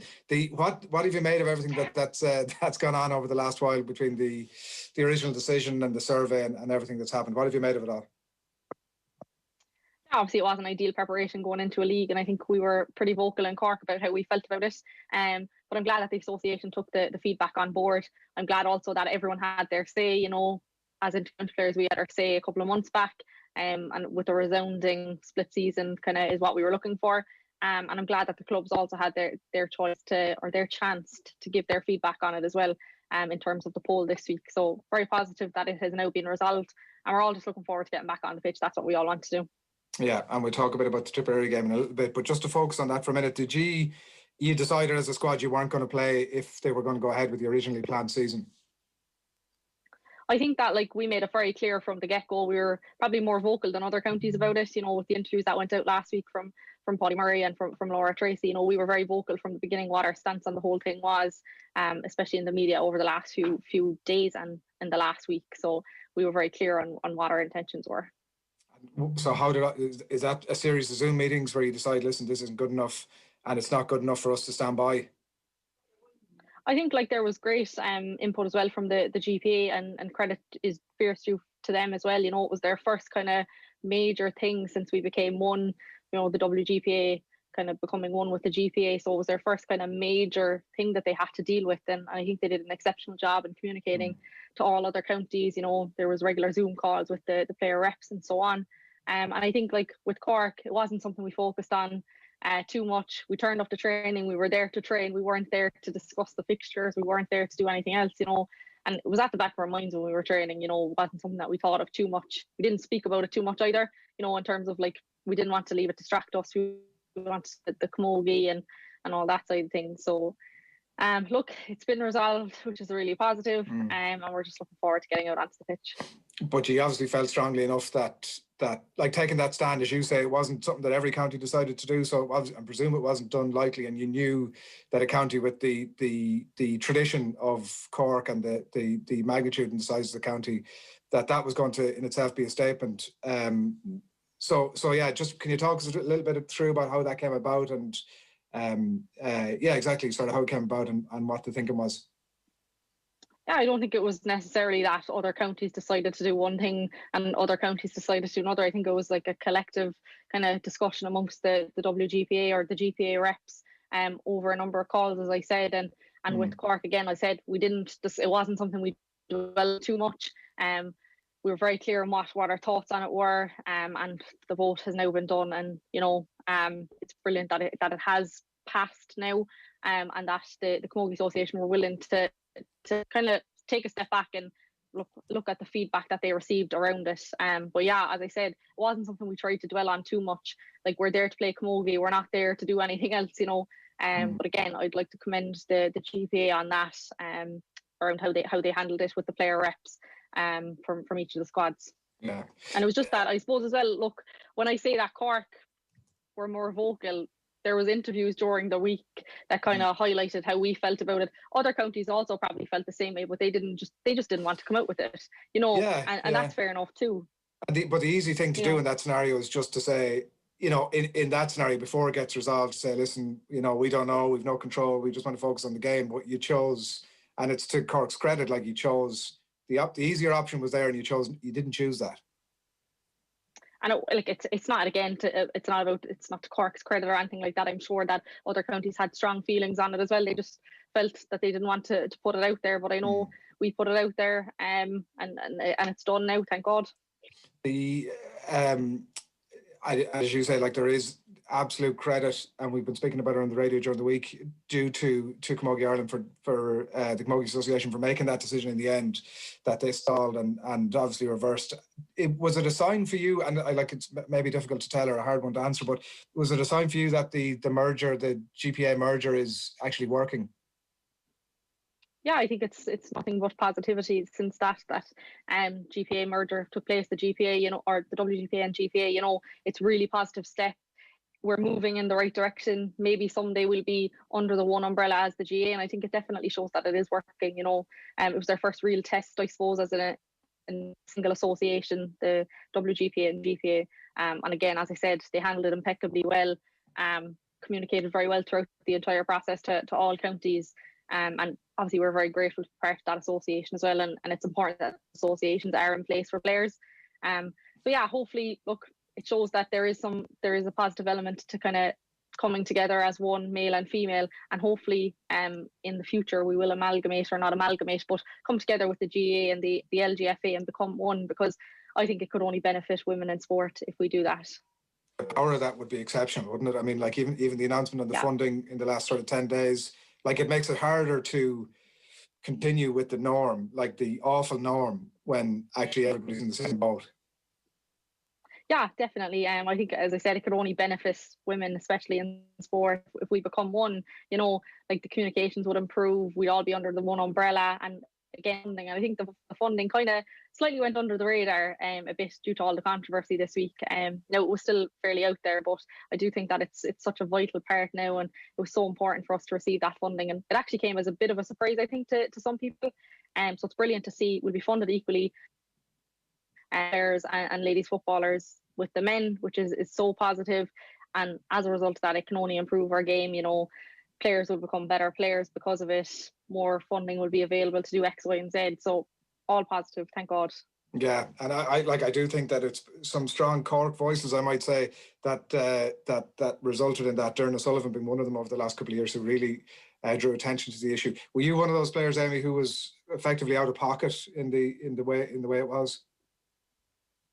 I'd say every intercounty camogie player or ladies footballer is probably out of pocket in some way. And like, we play because we love the game. We don't play because we want money for mileage or, you know, a sponsorship deal or anything like that. That's not why people play, or that's why GAA players play. But yeah, I think every female athlete playing GAA is probably out of pocket to a certain extent when playing intercounty, either Gaelic football or intercounty camogie. And I just have to look at my own dressing room. Like, I look at Libby Coppinger. She's from West Cork. Probably 2 hours to training and back. She's playing dual. I can only imagine what it is for her, like week on week, like cost. It must be phenomenal. I'd say it's practically a mortgage, I'd say, at this stage for her. And like other players on our team, like Aisling Thompson, travelling from Newtown Chandram, probably an hour, 15 minutes to training 3 times a week, 4 times a week if we're in the Haida Championship. You know, it's an awful lot of cost associated with it. I'm lucky, I live in the city. I'm generally 9 times out of 10 fairly close to training. Might only take me 30 minutes in traffic. You know, I'm very, very lucky to be from the city and living in the city and being to training 9 times out of 10, but a lot of girls aren't, and it's really positive to see that those changes are now being made. Yeah, it's the last thing you need to be stressing about when you're trying to get your game in order and get your fitness up. Yeah, and I'd say over the years there's been some amount of talent lost in counties around the country, you know, because people can't afford to play intercounty. You know, like if I was travelling 4 times a week to Cork from West Cork, like Libby is, you know, that's really difficult. Some people wouldn't be able to afford that financially, you know, and then you're probably losing some talent along the way because of that, because people just couldn't commit to because of the cost associated with it. So really positive to see that the extra funding has been allocated to female GAA players now, and as I said, it'll only benefit the game going forward. Yeah, some work done and more to do, and we'll come back to that again, I've no doubt, down the track. Paddy Murray was telling us as recently as Monday, Amy, that before the news of the poll, obviously, that and the passing of the split season, that he didn't expect this weekend's games to be going ahead, and he wasn't getting ready for tip. I was wondering how much of that we should believe. Surely you were preparing away regardless? Well, I think in Cork we'd always hold ourselves to a high standard, and you know, while that was kind of the whole thing that was going on, you know, and we would always train as if we were playing tomorrow. You know what I mean? We'd always be preparing for a game. The game did happen, we would have been prepared. If the game didn't happen, we would have been prepared. You know, so again, in Cork, as I said, we always hold ourselves to the highest standards, and we'd always be ready for whatever life or camogie might throw at us, and prepare for the unexpected all of the time. So I think regardless of what would have happened, we would have been preparing for the game anyway, in terms of like our training sessions would have continued as intense as possible, as intense as ever, you know. and that, on that standard, it seems to be. I mean, look, it's hard to tell because the way the seasons have cropped up over the last 15 months, in that the league obviously didn't get completed last year, and the way everything was impacted. But the standard does seem to be, insofar as we can tell of form lines over the last while, a little bit ahead of bit ahead of Tipperary. Do you think? I think that would be unfair to say. Tipper are a great team, and they're only getting better year on year. I think they had, was it 3 or 4 All-Stars last year, which was and adding additions to the squad. Like, I know last year they had a couple of footballers who played that wouldn't normally have played in a previous year. But like, in terms of Cork standards, as I said, we hold ourselves to the highest standards of all time, all of the time, sorry. And like, we don't really focus on anyone else's standards. We're setting the standard for ourselves, and we look more so at that. And I've no doubt that the game at the weekend will be a huge test for us and a huge test for Tipperary, just to see where we're both at. Both very good teams, both made the semi-final last year and just didn't make that extra leap to the final. So we're both kind of relatively in the same place in terms of that. So we're looking forward to the game, looking forward to seeing where we're at, because while we were training all along by ourselves, and then while we were training for the last weeks of the team, you never really know until you get out onto a pitch. And even in terms of like a starting 15, sorry, Emmy, even in terms of the starting 15, in that, like, obviously you had a big departure last year and there's loads of new players coming in. Like, it's hard to, isn't it, like, it's hard to actually know what the team is or how you're going until you actually get out there, I guess.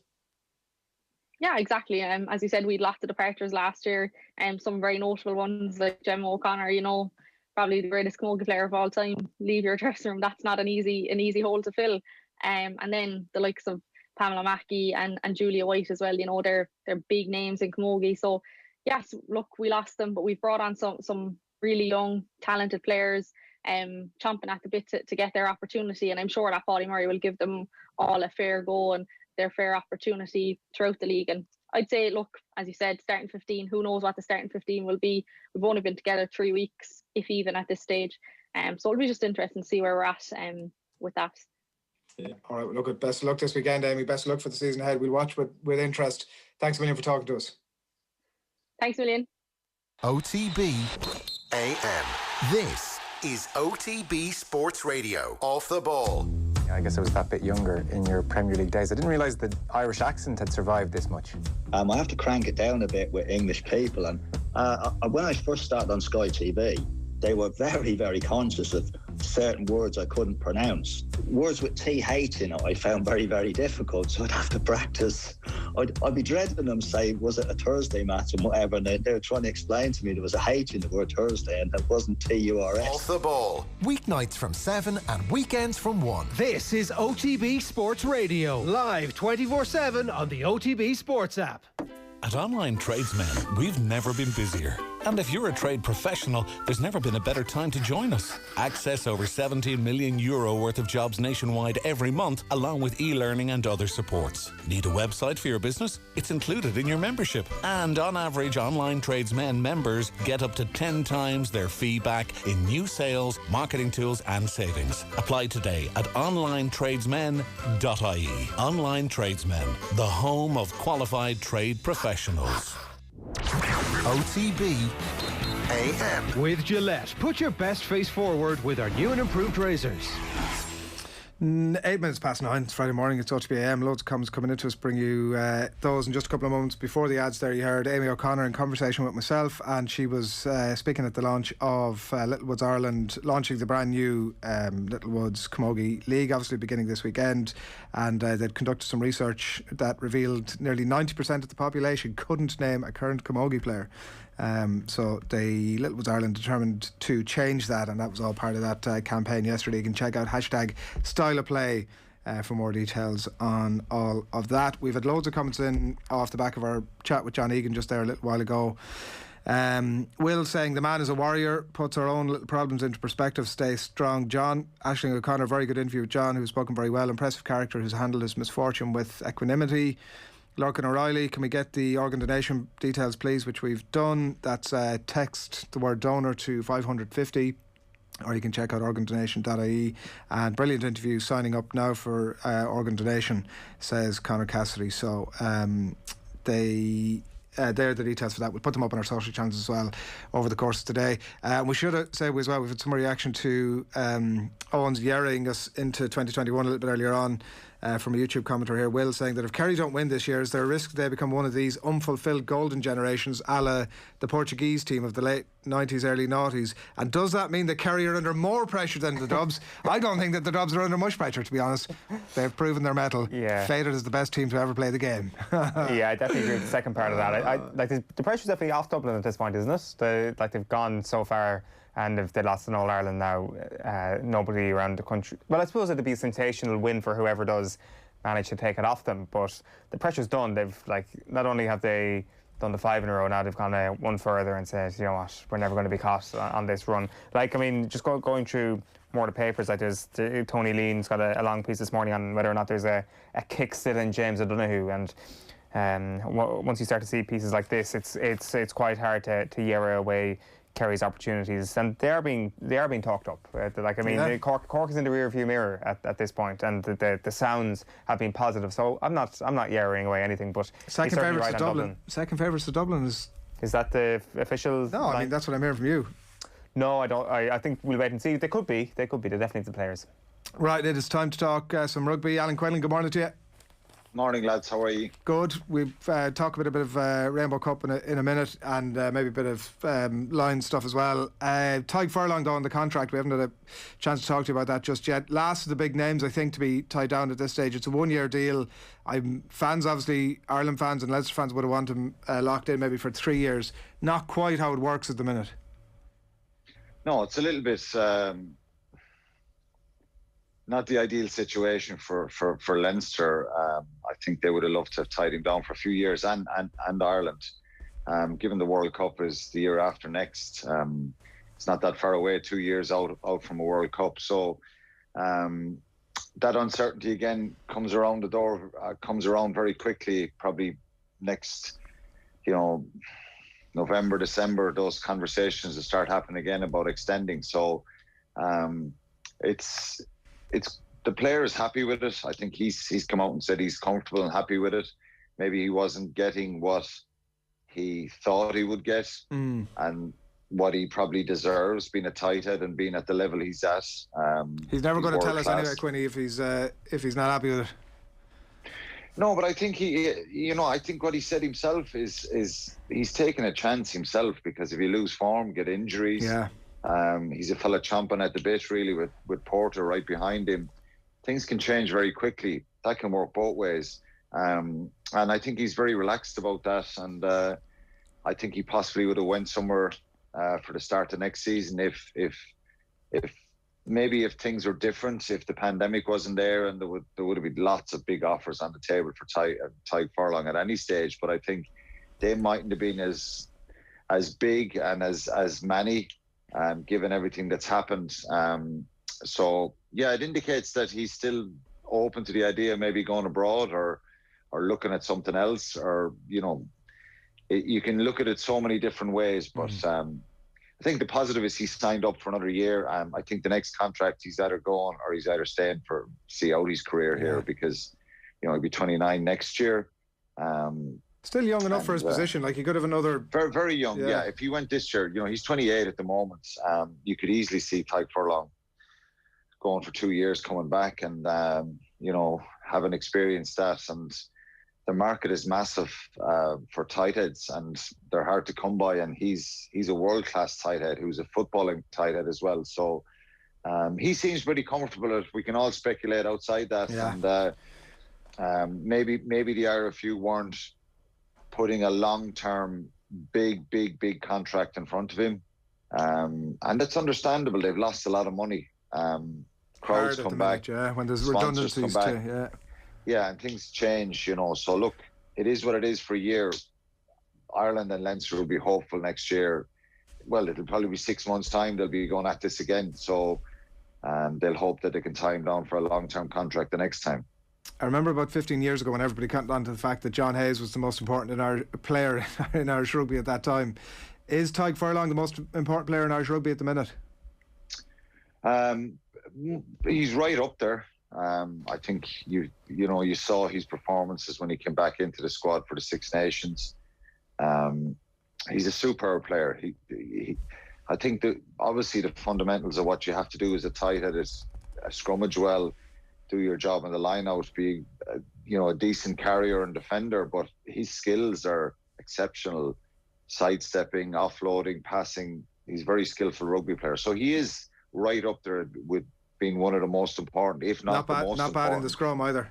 Well, the scrum, he's fantastic, and that's the most important part of being a tight head. So you got to lock out the scrum. But I think with Porter behind him, I think that keeps him on his toes as well, which is a good thing. Yeah. When you go back to what you say about John Hayes, there probably wasn't the same level of competition right behind him.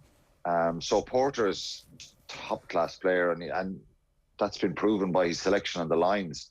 He was outstanding for Leinster and for Ireland when Furlong wasn't there. Would you make a Sexton-esque exception for Tadhg Furlong if he ever did go and move to England or France? I don't know. Before I would say no, because I was fairly adamant that the floodgates will open. Things have changed. We haven't had the results the last 2 years. This debate has come up a lot. Should we have players playing abroad, and would that broaden our horizons, give us different perspectives? Would it improve the players themselves? That debate will rumble on. I would find it very difficult if an Ireland team was being picked and Tadhg Furlong was playing in France and not being selected. I think he's that good. But, then the RFU may argue and say, well, Andrew Porter is there next in line. And then you have the problem after that, where you have that gap again. We've spoken about Murray and Sexton for years, the gap behind them. So it depends. I think the RFU will maybe a little bit more open to this in the future, because the financial hit, it's going to take years to recover from it. So I don't know. I'm divided. I'm kind of sitting on the fence in that, because I'm nervous about doing that if you start picking players abroad.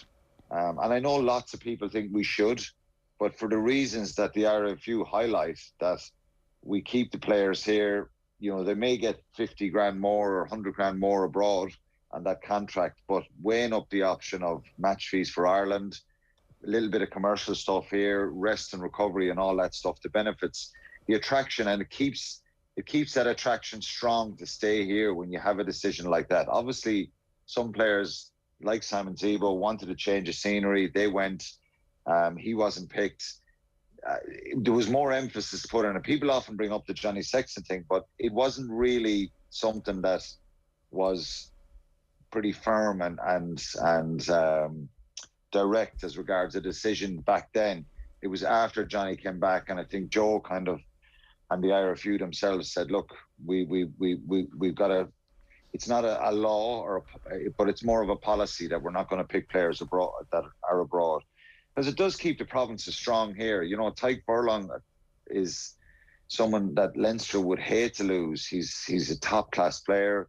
Aside from his performances, he's a high profile player in the squad. So it'd be a shame to lose him.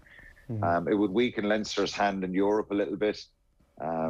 So I don't know. I'm still divided on it. Part of me thinks maybe it has to happen, and maybe we need to experience, these players need to experience different leagues. And would it benefit the Irish team? You and I were both at the World Cup, and it was probably something we spoke about after the disappointment of that. And maybe it's something that would benefit. So if it happened, I wouldn't be jumping from the rooftop saying it's wrong. Maybe before I would have. I'm still just unsure about it, because the last thing you want is some of your high-profile players moving. And if that happens, if that thing is relaxed, I guarantee you the French and the English clubs will come knocking for the top stars here. One other Leinster man I wanted to ask you about this morning, Alan, was James Ryan. Obviously, there's been a lot said about why he didn't make the lines over the last little while.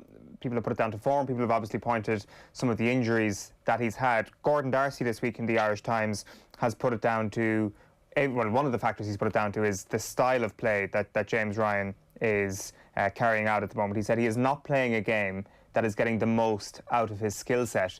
He mentions the one-out runners and James Ryan getting involved in that sort of game. His ball carrying has become readable, and that he's not looking for options in a way that he is used to. One-out ball carries are not necessarily the strongest part of his game. Is that something you'd go along with? Yeah, look, it would have concerned me a couple of years ago when he burst onto the scene. It was just incredible. The energy, the enthusiasm, the work rate through the roof, his tackle technique, his ability to dip low and carries and find a little bit of space. And even off rock solid defences, he seemed to be able to wriggle through, and his timing onto the ball is exceptional. So you don't want to take away from that. But obviously, if the opposition are analysing James Ryan, right-hand ball carrier, long, low body position, they'd defend it better. He's not an upright runner who runs very high and can be hit around the midriff. He protects himself very well by going a little bit low just before the point of contact. But yeah, you could, there is relevance to what Gordon is saying there, that it is a bit predictable, and that maybe James Ryan is a second row that you'd like to get a little bit more in space, get him running off the out half or getting him in wider channels. But you can't take away his natural instinct to be close to the ball and to the timing he runs onto some of those carries. So some of it is down to a collective problem that we haven't been as dominant and cohesive as maybe some of those games in Ireland. And I think the La Rochelle game is a bit of a once-off. For sure, you're coming up against a very, very powerful side. And I said this beforehand, Will Skelton can cause problems for any team. And typically you think the way Leinster play, they move the ball a lot. But there's probably a bit of wear and tear there. But the reality of it is, he's been out for a long time. He's had a couple of head knocks. He hasn't played. It's very difficult at times to come back into a match of that magnitude and just be hopping off the sod. It's not always possible. You need the rest of the team playing really well, and you need to kind of seamlessly slip in behind that. And unfortunately on the day, Leinster, started the game brilliantly and then didn't manage the game, and it went against them. And then there's way more scrutiny on James Ryan. I think James Ryan just needs to play games, get back, get his match fitness back up, but maybe be conscious of some of those carries that they are being defended very aggressively, and he's attracting two-man hits and stuff like that. So it's up to the coaches to work a little bit of movement and try and utilise him maybe in a better way.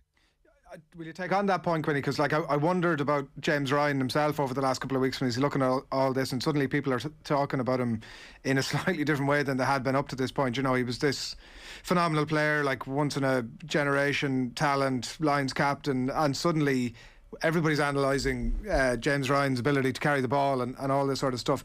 Do you think that he will be sitting with his coaches at Leinster and Ireland and saying, how can I kick my game onto the next level, or will people be reassuring him that, listen, you're grand, more of the same?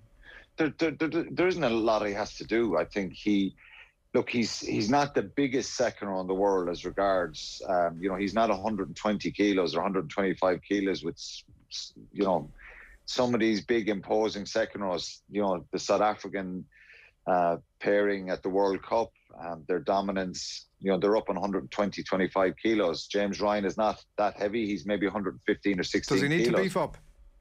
I don't think so, because I think it'll affect his game if a kilo or two here and there, and he's going to naturally grow and get a bit stronger as he gets older as well. He's still relatively young. I just think he needs to not listen to all the experts outside and people commenting on his game. He needs to sit down with, the Irish coaches, Paul O'Connell, Andy Farrell, Simon Easterby, and his Leinster coaches, Leo Cullen, Stuart Lancaster. You always have to continuously work at putting little detail into your carries, Adrian, no matter who you are. You can't, at the top level, if Will Skelton is just, if he's going to be making those carries, teams will target him, and they'll have to target him, and Toulouse will do that in the final.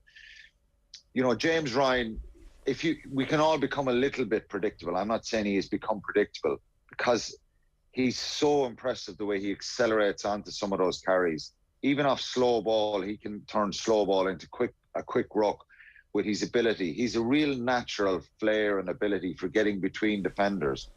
But I'd like to see him a little bit more open, running upright, running at centres, running at backs, rather than continuously having to make those hard yards, which can be a bit wearing. And if you get smashed in one or two of them, then everybody says, oh, you're not playing well.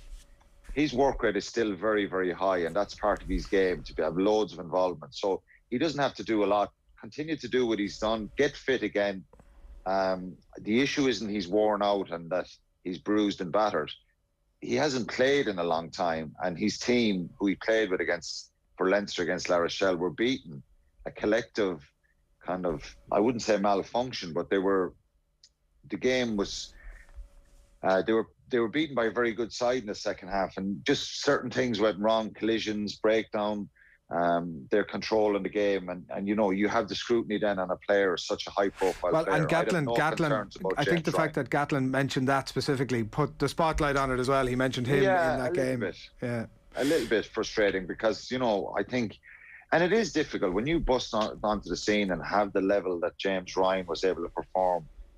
So he's able to do that, and he's able to influence games like that. Maybe he is a bit fatigued, maybe he's a bit tired, I don't know.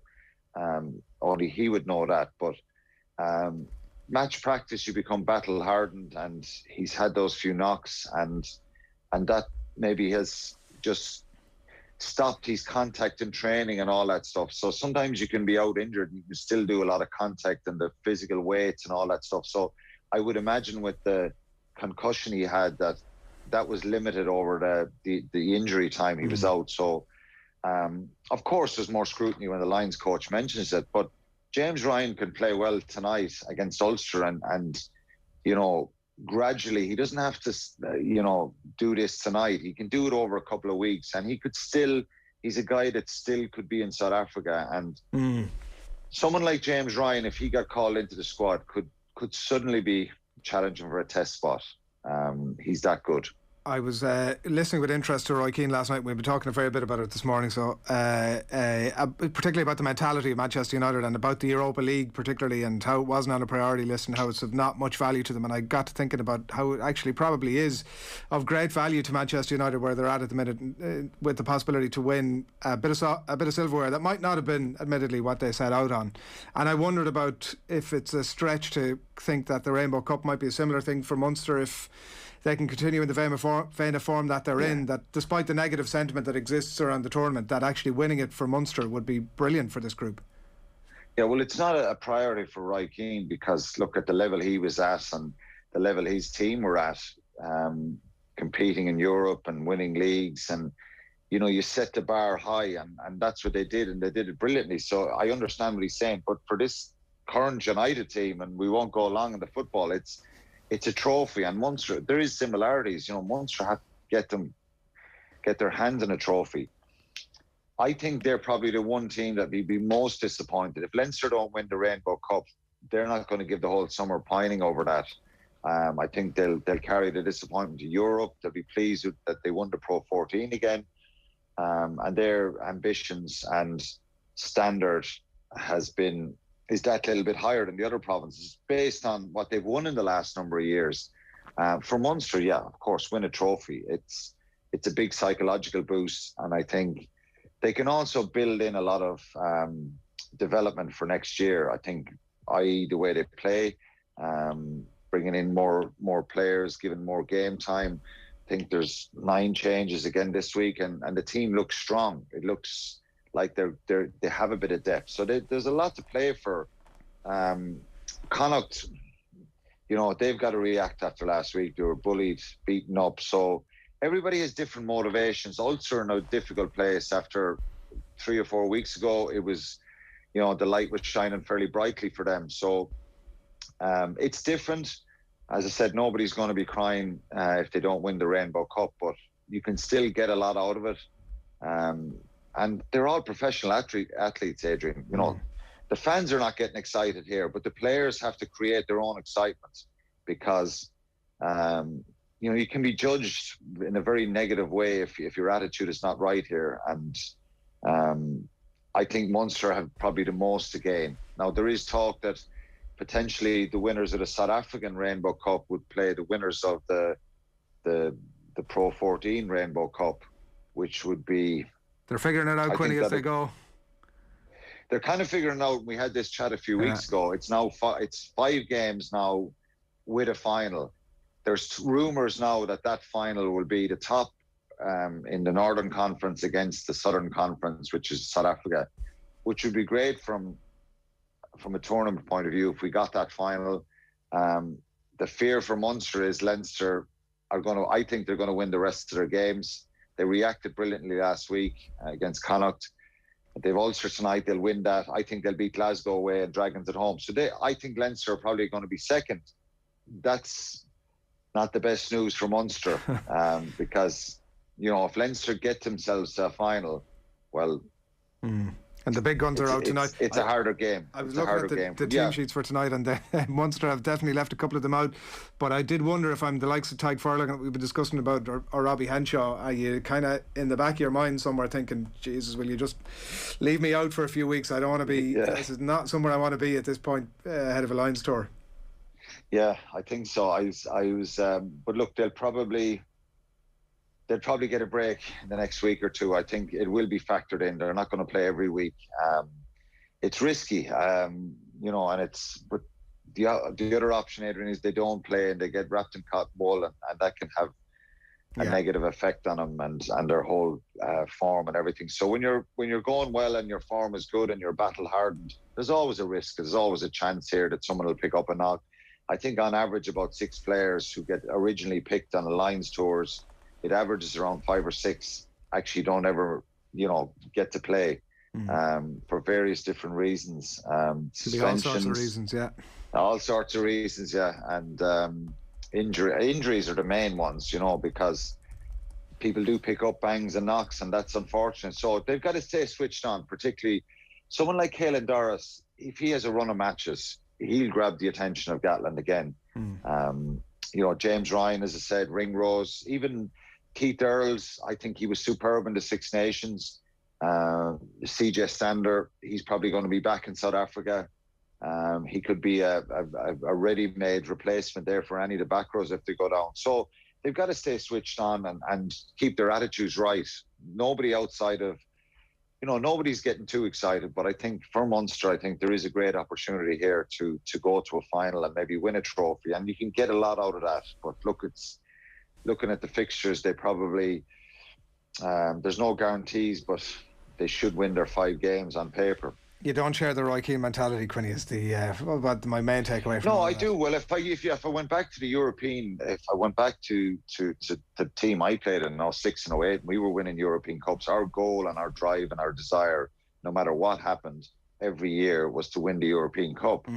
And if we didn't win the Pro 14 or the league at the time, we were disappointed, but that didn't break us. What broke us was when we were knocked out of Europe or lost the semi-final or final. So I can understand what he's saying. Times have changed, and Munster haven't won a trophy since 2011. So, and it's similar for Manchester United. They haven't won a trophy. They haven't won the league in a good few years. They haven't won the European Cup in a long time. So, it's a similar situation. So it just changes. And I understand his mentality and our mentality at the time when we were challenging for European Cups was the same. Wouldn't excite me a Rainbow Cup at the end of this. If I was knocked out of Europe, it wouldn't excite me at the end of the year, given where we were at the time. It was the be all and end all, yeah. Quinny, thanks a million. Catch up with you next week. Cheers. Thanks, lads. Thanks a lot. 9:33 on this Friday morning. OTB AM live in association with Gillette. Good mornings. Start with Gillette, giving you the confidence to tackle the day ahead. Now, Brian Kerr was on duty for Off the Ball last night. We brought you live commentary of Liverpool's first win at Old Trafford since 2014. We're going to hear from Brian before 10. Before all of that, though, another segment from a brand new GAA podcast. It's the Football Pod with Paddy and Andy, available right now. And here's Paddy Andrews and Andy Moran along with Tommy speaking on episode 1 about Galway's credentials for the summer.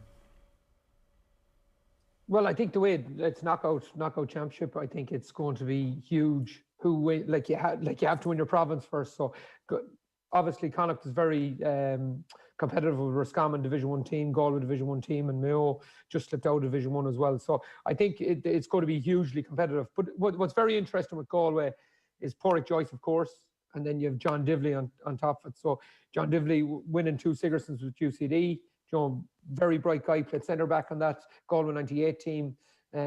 So I think they're very interesting to watch. They're in that group with, I think it's Dublin, Kerry, and then they're in that group with Mayo, Galway, Tyrone just after. And I think it's a great championship. Hold on, would Mayo not be in that top group? They're in the All-Ireland final last year. I said no. Jeez, I wouldn't leave Mayo. I thought you said getting in trouble already. Look, no, he's getting in trouble already. No, it's Dublin, Kerry. I think then there's a group. Okay, that's fair enough. You have to be respectful to, I suppose, the transitional period of the Mayo team that's gone through at the minute, and giving them a chance to get back up there. But they're a good side, and they're really good players coming through. So I'm definitely not writing them off.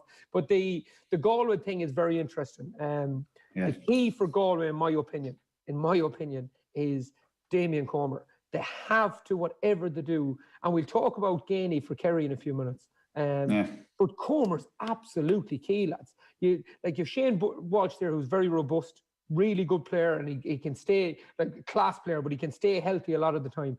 You have Conroy now, who was always a very good footballer. Yeah. Well, I have huge respect for it, but he is now the footballer he always wanted to be. He was outstanding against Mayo last year. He was amazing. What do you mean by that? The footballer he always wanted to be?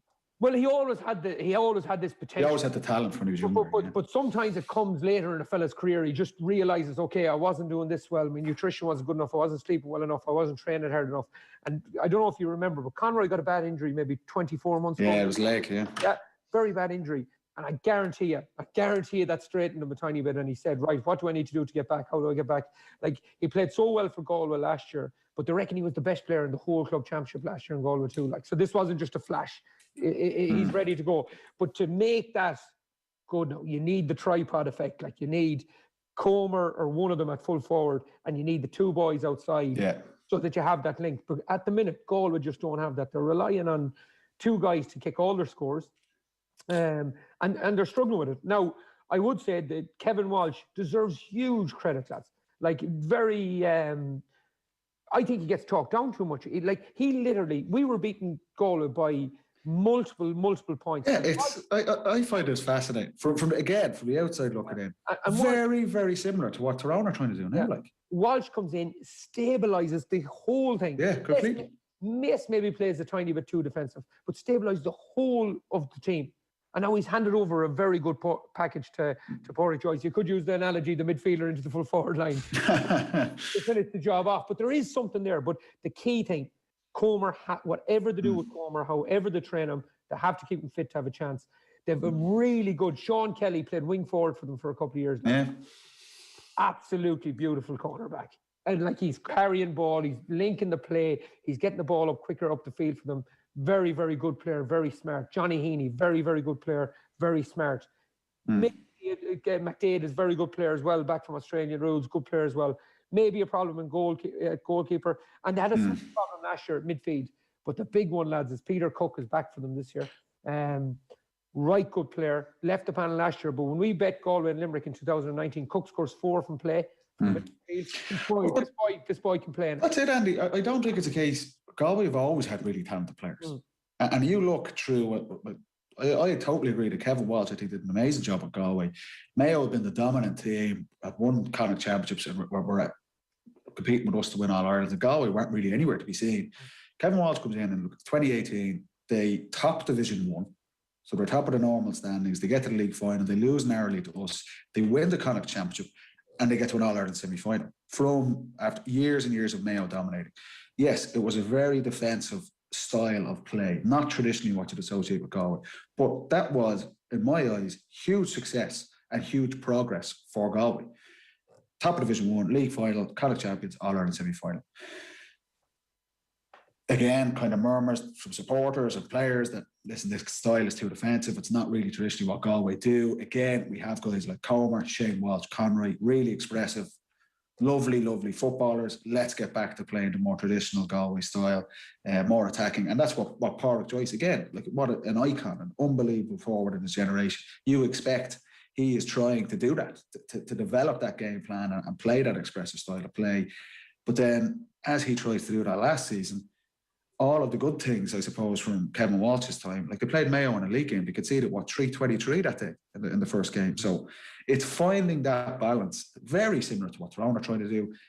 Galway have really, really talented forwards. How do we get the best out of them? Because you're right, Comer, Shane Walsh, Conroy, these are top players across the board in the country. Can we get the best out of them, but can we be really hard to play against defensively?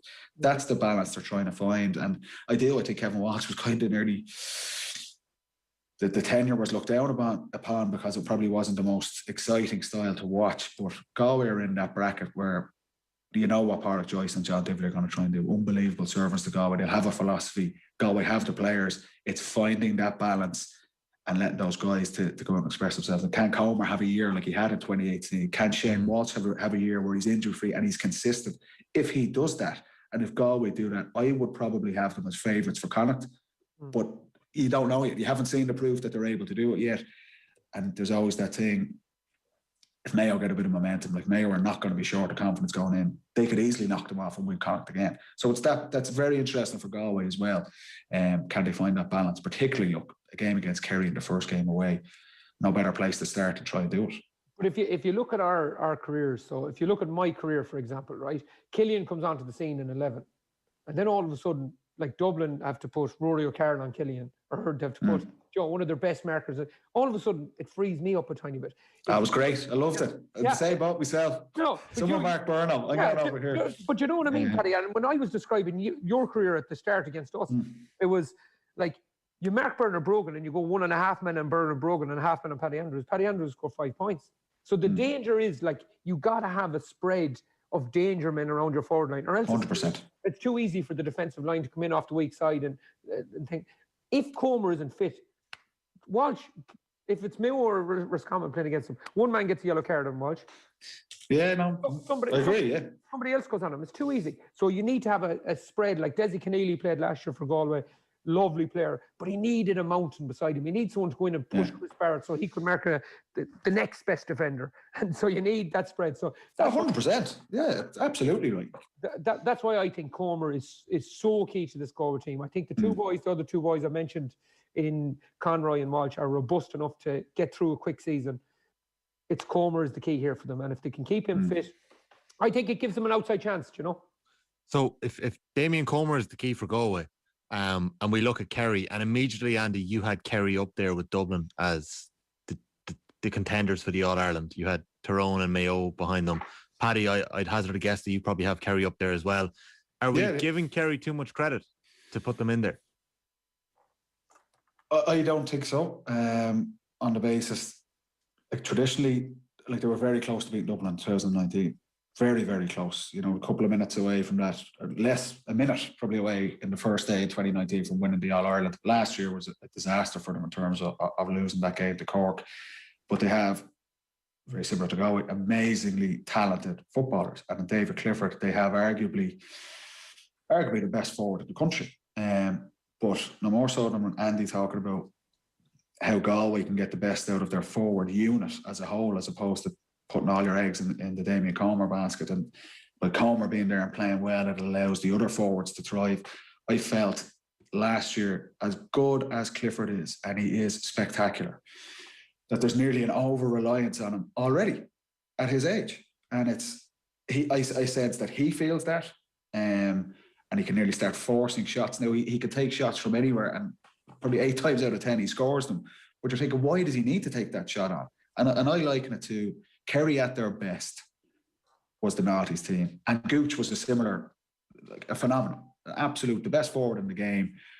But Gooch knew he had Kieran Donaghy and he Donica Walsh and he Declan O'Sullivan. They had an unbelievable forward unit. So Gooch realised, if I'm not going to score 1-5, I can then start linking the play, and Donaghy can score 1-3, or Declan O'Sullivan come through with 1-4. And exactly what Andy's saying, if you stop Gooch, the other guys are going to tear you apart instead. Whereas there seems to be nearly a complacency in the Kerry forward line, whether it's intentional or not, that because Clifford is so good, just kick the ball into him. And you see it in the Cork game last year. What did Kerry score? 10 or 11 points. There's an over-reliance on him, and that's why Kerry at their best need to have, yes, Clifford playing well, but where are the other 2 or 3 standout forwards to take the pressure off him?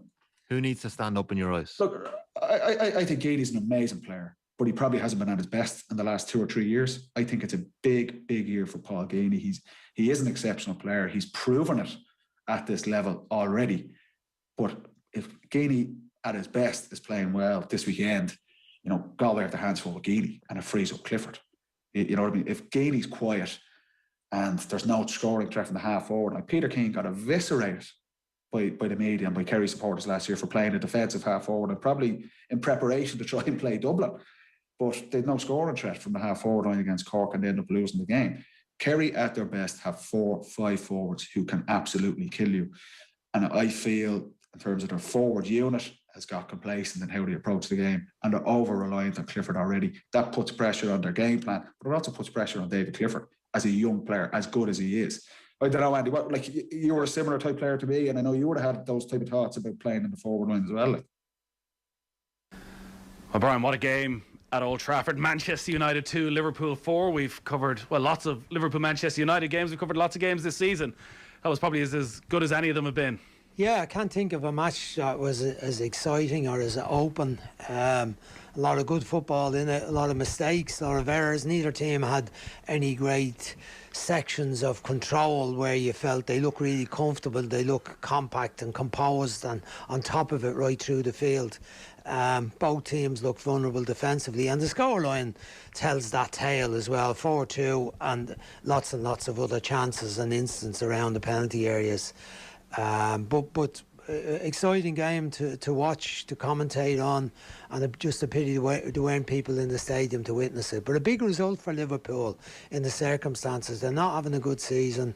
Poor record away to Manchester United. I mean, look, if you're going to play away to Manchester United, it's better to play away to them when there's nobody in the ground, and that's their 6th home defeat. That tells a tale that, you know, there's no one in the ground, there's no passion. Opposition can go there and not feel any great threat other than the reputation of the place and the history of the place. But there's no one there's no one abusing the referee or abusing the opposition. So that's their 6th defeat at Anfield. And yet, extraordinarily, they're unbeaten away from home. But Liverpool deserved winners tonight, and they coped well with the two young centre backs against Manchester United's much vaunted front four. They just about got away with it. They're defending at times, but in attack they were excellent in attack. Fabinho, Salah, Jota and Mane contributed when he came on. With half an hour gone, I didn't think you'd be sitting here saying that Liverpool were deserved winners tonight, because Manchester United were 1-0 up and Liverpool were really struggling to get the ball out of their half. Those two young centre halves looked very unsure of themselves. In fact, that seemed to be running through the team, and they hadn't really got the front three involved at all in the game. What changed? Well, eventually a bit of quality they had in the midfield, I think, got them into the match. They didn't try to... The centre-backs weren't as ambitious, I think, in possession as they were early in the game. We saw early instance where the goalkeeper, Allison, tried to play it out to Williams in a position where he wasn't going to be able to do and with it, and Cavani almost stuck it in the net. We saw the other centre-half, Nathaniel Phillips, running with the ball and running into crowds and losing possession or kicking into touch. I think they began to trust the midfield, play it in through the midfield, or else play it forward straight away to the front three, either behind or to their feet, and they became much more effective. They got through that, they got the full backs forward, and Alexander Arnold had a really big influence on the game, and Robertson on the other side. They were like a bit of a throwback to how they were when they were at their best, when they were beating everyone last season. And I think as the game went on, they got better. Obviously, when they got the 3-1, they got a bit nervous, and you start thinking about the defenders again. United come into the game, threw a bit of caution to win with the substitutions, ended up getting a goal and almost got a third goal. So, but Liverpool improved through the match and then got the vital fourth goal to wrap it up when it was 3-2. I'd imagine Trent Alexander-Arnold was delighted in a way when he saw that Manchester United team sheet and it was Paul Pogba out on the left-hand side rather than Marcus Rashford out on that left-hand side. Was it that what enabled them to be so effective going forward?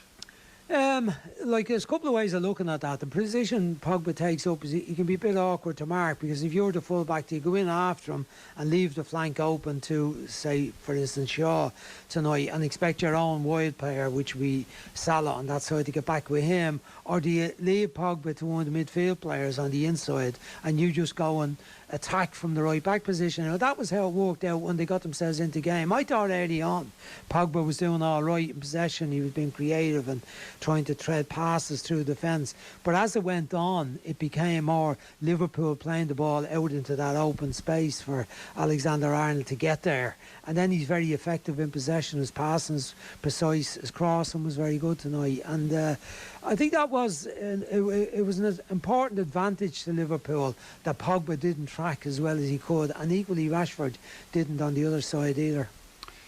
He's quite divisive, Alexander-Arnold, in that when things don't go well defensively, he can be quite exposed. He's found himself now out of the England squad after last season being talked about as maybe the best right back in world football. Where are you on him as a player? Well, I think when you demand of your full backs that they are maybe the biggest creator of goals for you. If you demand that of your full backs, well, then you have to put up with a little bit of defensive vulnerability, I suppose is the term I'd use. It's very hard to be both, to be the best attacker. I mean, if you look at the Manchester United pair, you'd say Wan-Bissaka is a great one-on-one defensive right back. Now, in recent time, he's been more adventurous, I think, attacking. You see on the first goal tonight, he's in behind the Liverpool back four, cut back to Fernandes. Fernandes shot deflected in the net.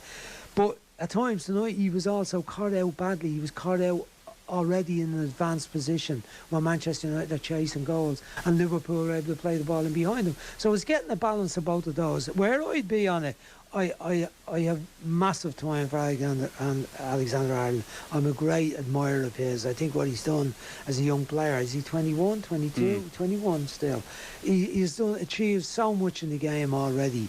I think he's a brilliant player, and he seems to be a very good lad. He seems to be a very down to earth lad. Yeah, he had a bit of a lapse this season, and he had a few down days as well where he wasn't as effective defensively, and he wasn't effective in the attacking position. But I think his form in recent weeks has been very, very good. And you know, the fact that Southgate can now pick 26 rather than 23 might work in his favour. He might just edge back into that squad.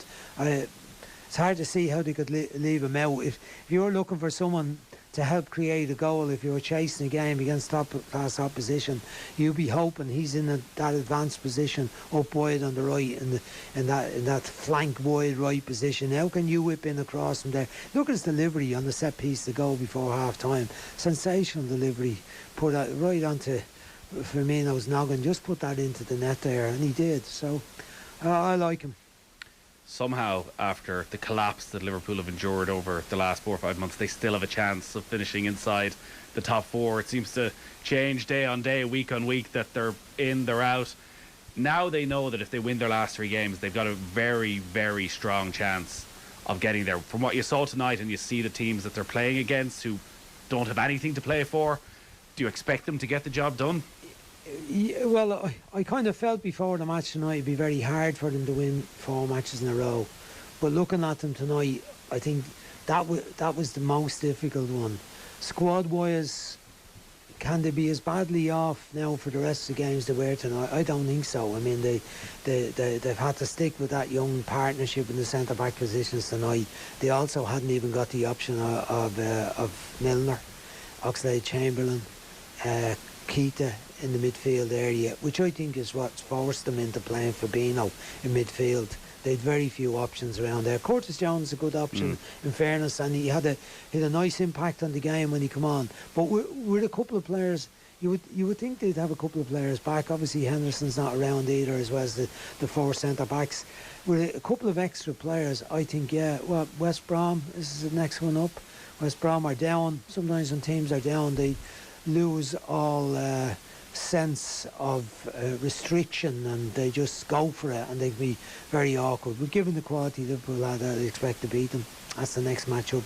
Then what's to go on to Burnley, is it? But Burnley, you know, you can never take a match against Burnley for granted, that's for sure. What's the last game? Crystal Palace. Palace, of course, the last game.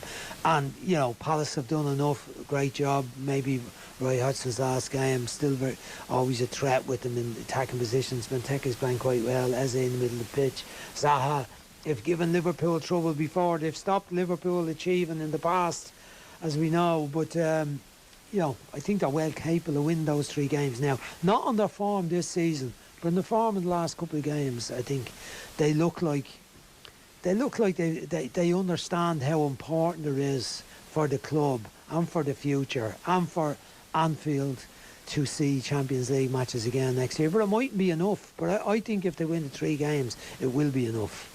A lot of people raised their eyebrows a few weeks when Gary Neville was talking about Harry Maguire's importance to England, that maybe he was more important to England than Harry Kane was because they had nobody who could step into his shoes if he wasn't there. Did tonight prove him right from a Manchester United point of view, that if Maguire's not there defensively, there's a massive drop? I've always felt that people were too hungry, I would suppose, to criticise Harry Maguire and look at his deficiencies rather than his qualities. And we know in the earlier part of this season he had a few rough days and a few bad games. But you know, you had to be remembered he had gone through a fair bit of old trauma in the pre-season, the off-season, and in the around the international period as well. So I think that was understandable. But I think you're right about his influence. I think there's real leadership quality in Harry Maguire. I think the fact that this is the first game of the season and the few minutes he missed when he went off injured against Aston Villa was the first minutes he missed in the season shows how strong a character he is. I'm sure he's played with a lot of knocks and bumps through the season, got out and played.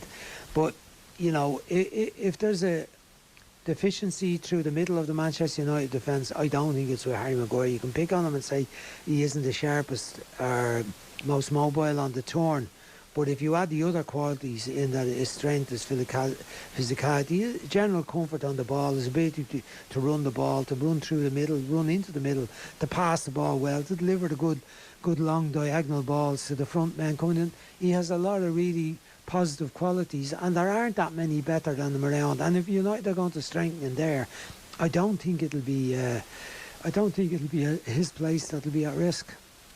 When we're talking about United making that next step and strengthening, there's often a focus on maybe a number 9, a holding midfielder, or as you say, a centre half alongside Maguire.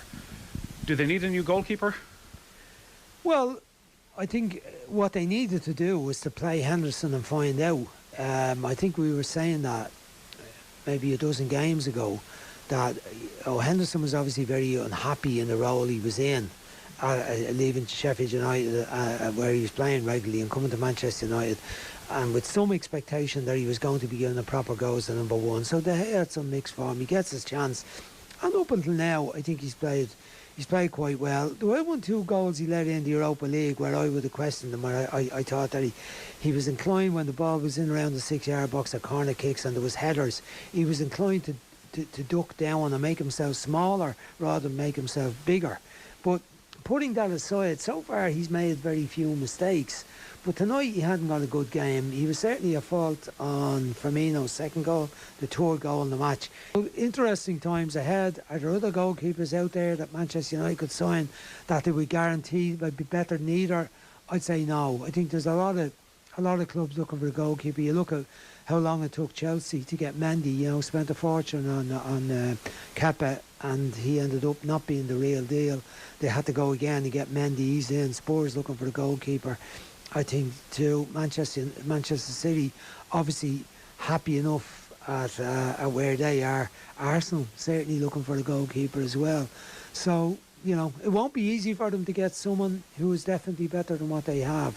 But interesting to see what they do, whether they try to offload De Gea, keep Henderson as number 1.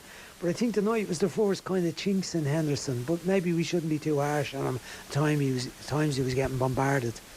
Yeah, and while it's Manchester United against Liverpool, it's a huge game. It's not Manchester United's biggest game between now and the end of the season. In fact, the result will make little or no difference probably to where they finish. Does that for you excuse the looseness of the performance, or would it in any way concern you for what's coming a couple of weeks down the track with Villarreal, because they've now lost twice in the space of 48 hours, which they should never have even had to play? Yeah, and they lost to Roma last week as well in the second leg, so that's that's three of the last 4 games. So you know, I would have never taken that they were going to beat Villarreal easily anyway. Villarreal have shown their mettle in beating the English teams in this competition. And they won fair and square against Arsenal. They probably should have won the first match easier, but they coped with Arsenal in the second match rather easily. The manager has a way about him. He would like to put the record straight against another English team in the final. Unai Emery, great record in this competition. 3 wins with Sevilla, a final with Arsenal that didn't go well against Chelsea. But I think they will make it awkward for Manchester United. But Manchester United, with the quality they have, they should beat Villarreal. The worrying signs for Manchester United, the goalkeeper didn't do well. They conceded goals, conceded a lot of chances. Bruno Fernandes, the patchy game. Pogba, the patchy game. But that's the style of Pogba. And that's the style with Fernandes, I think, lately. I think he's been overplayed. I'm sure they look at the stats and look at the signs, the science records and what appearance of the season for United. Yeah. You would think that it would have been wise to leave him out of some of the Europa League games when he played. Even the second game with Sociedad, I think when they won the first one 4-0, they played him in the second one.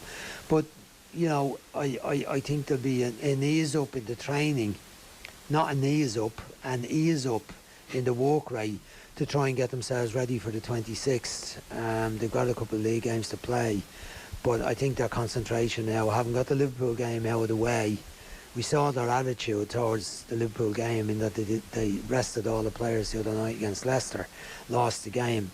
But I think we'll see a bit of a mix and match team for, well, they one game to go to. 2 games, Fulham at home on Tuesday, and then on the Sunday before the Europa League final they play Wolves. Yeah. So in those 2 games, I think we'll see a mix and match team. I think we'll see players being rested. We saw that the other night that the quality wasn't good enough when they put out the second team against Leicester. They were outplayed, and I think there'll be a bit of protecting the players for the biggest game now of the season for them against Villarreal in Gdansk on the 26th. OTB AM. With Gillette, put your best face forward with our new and improved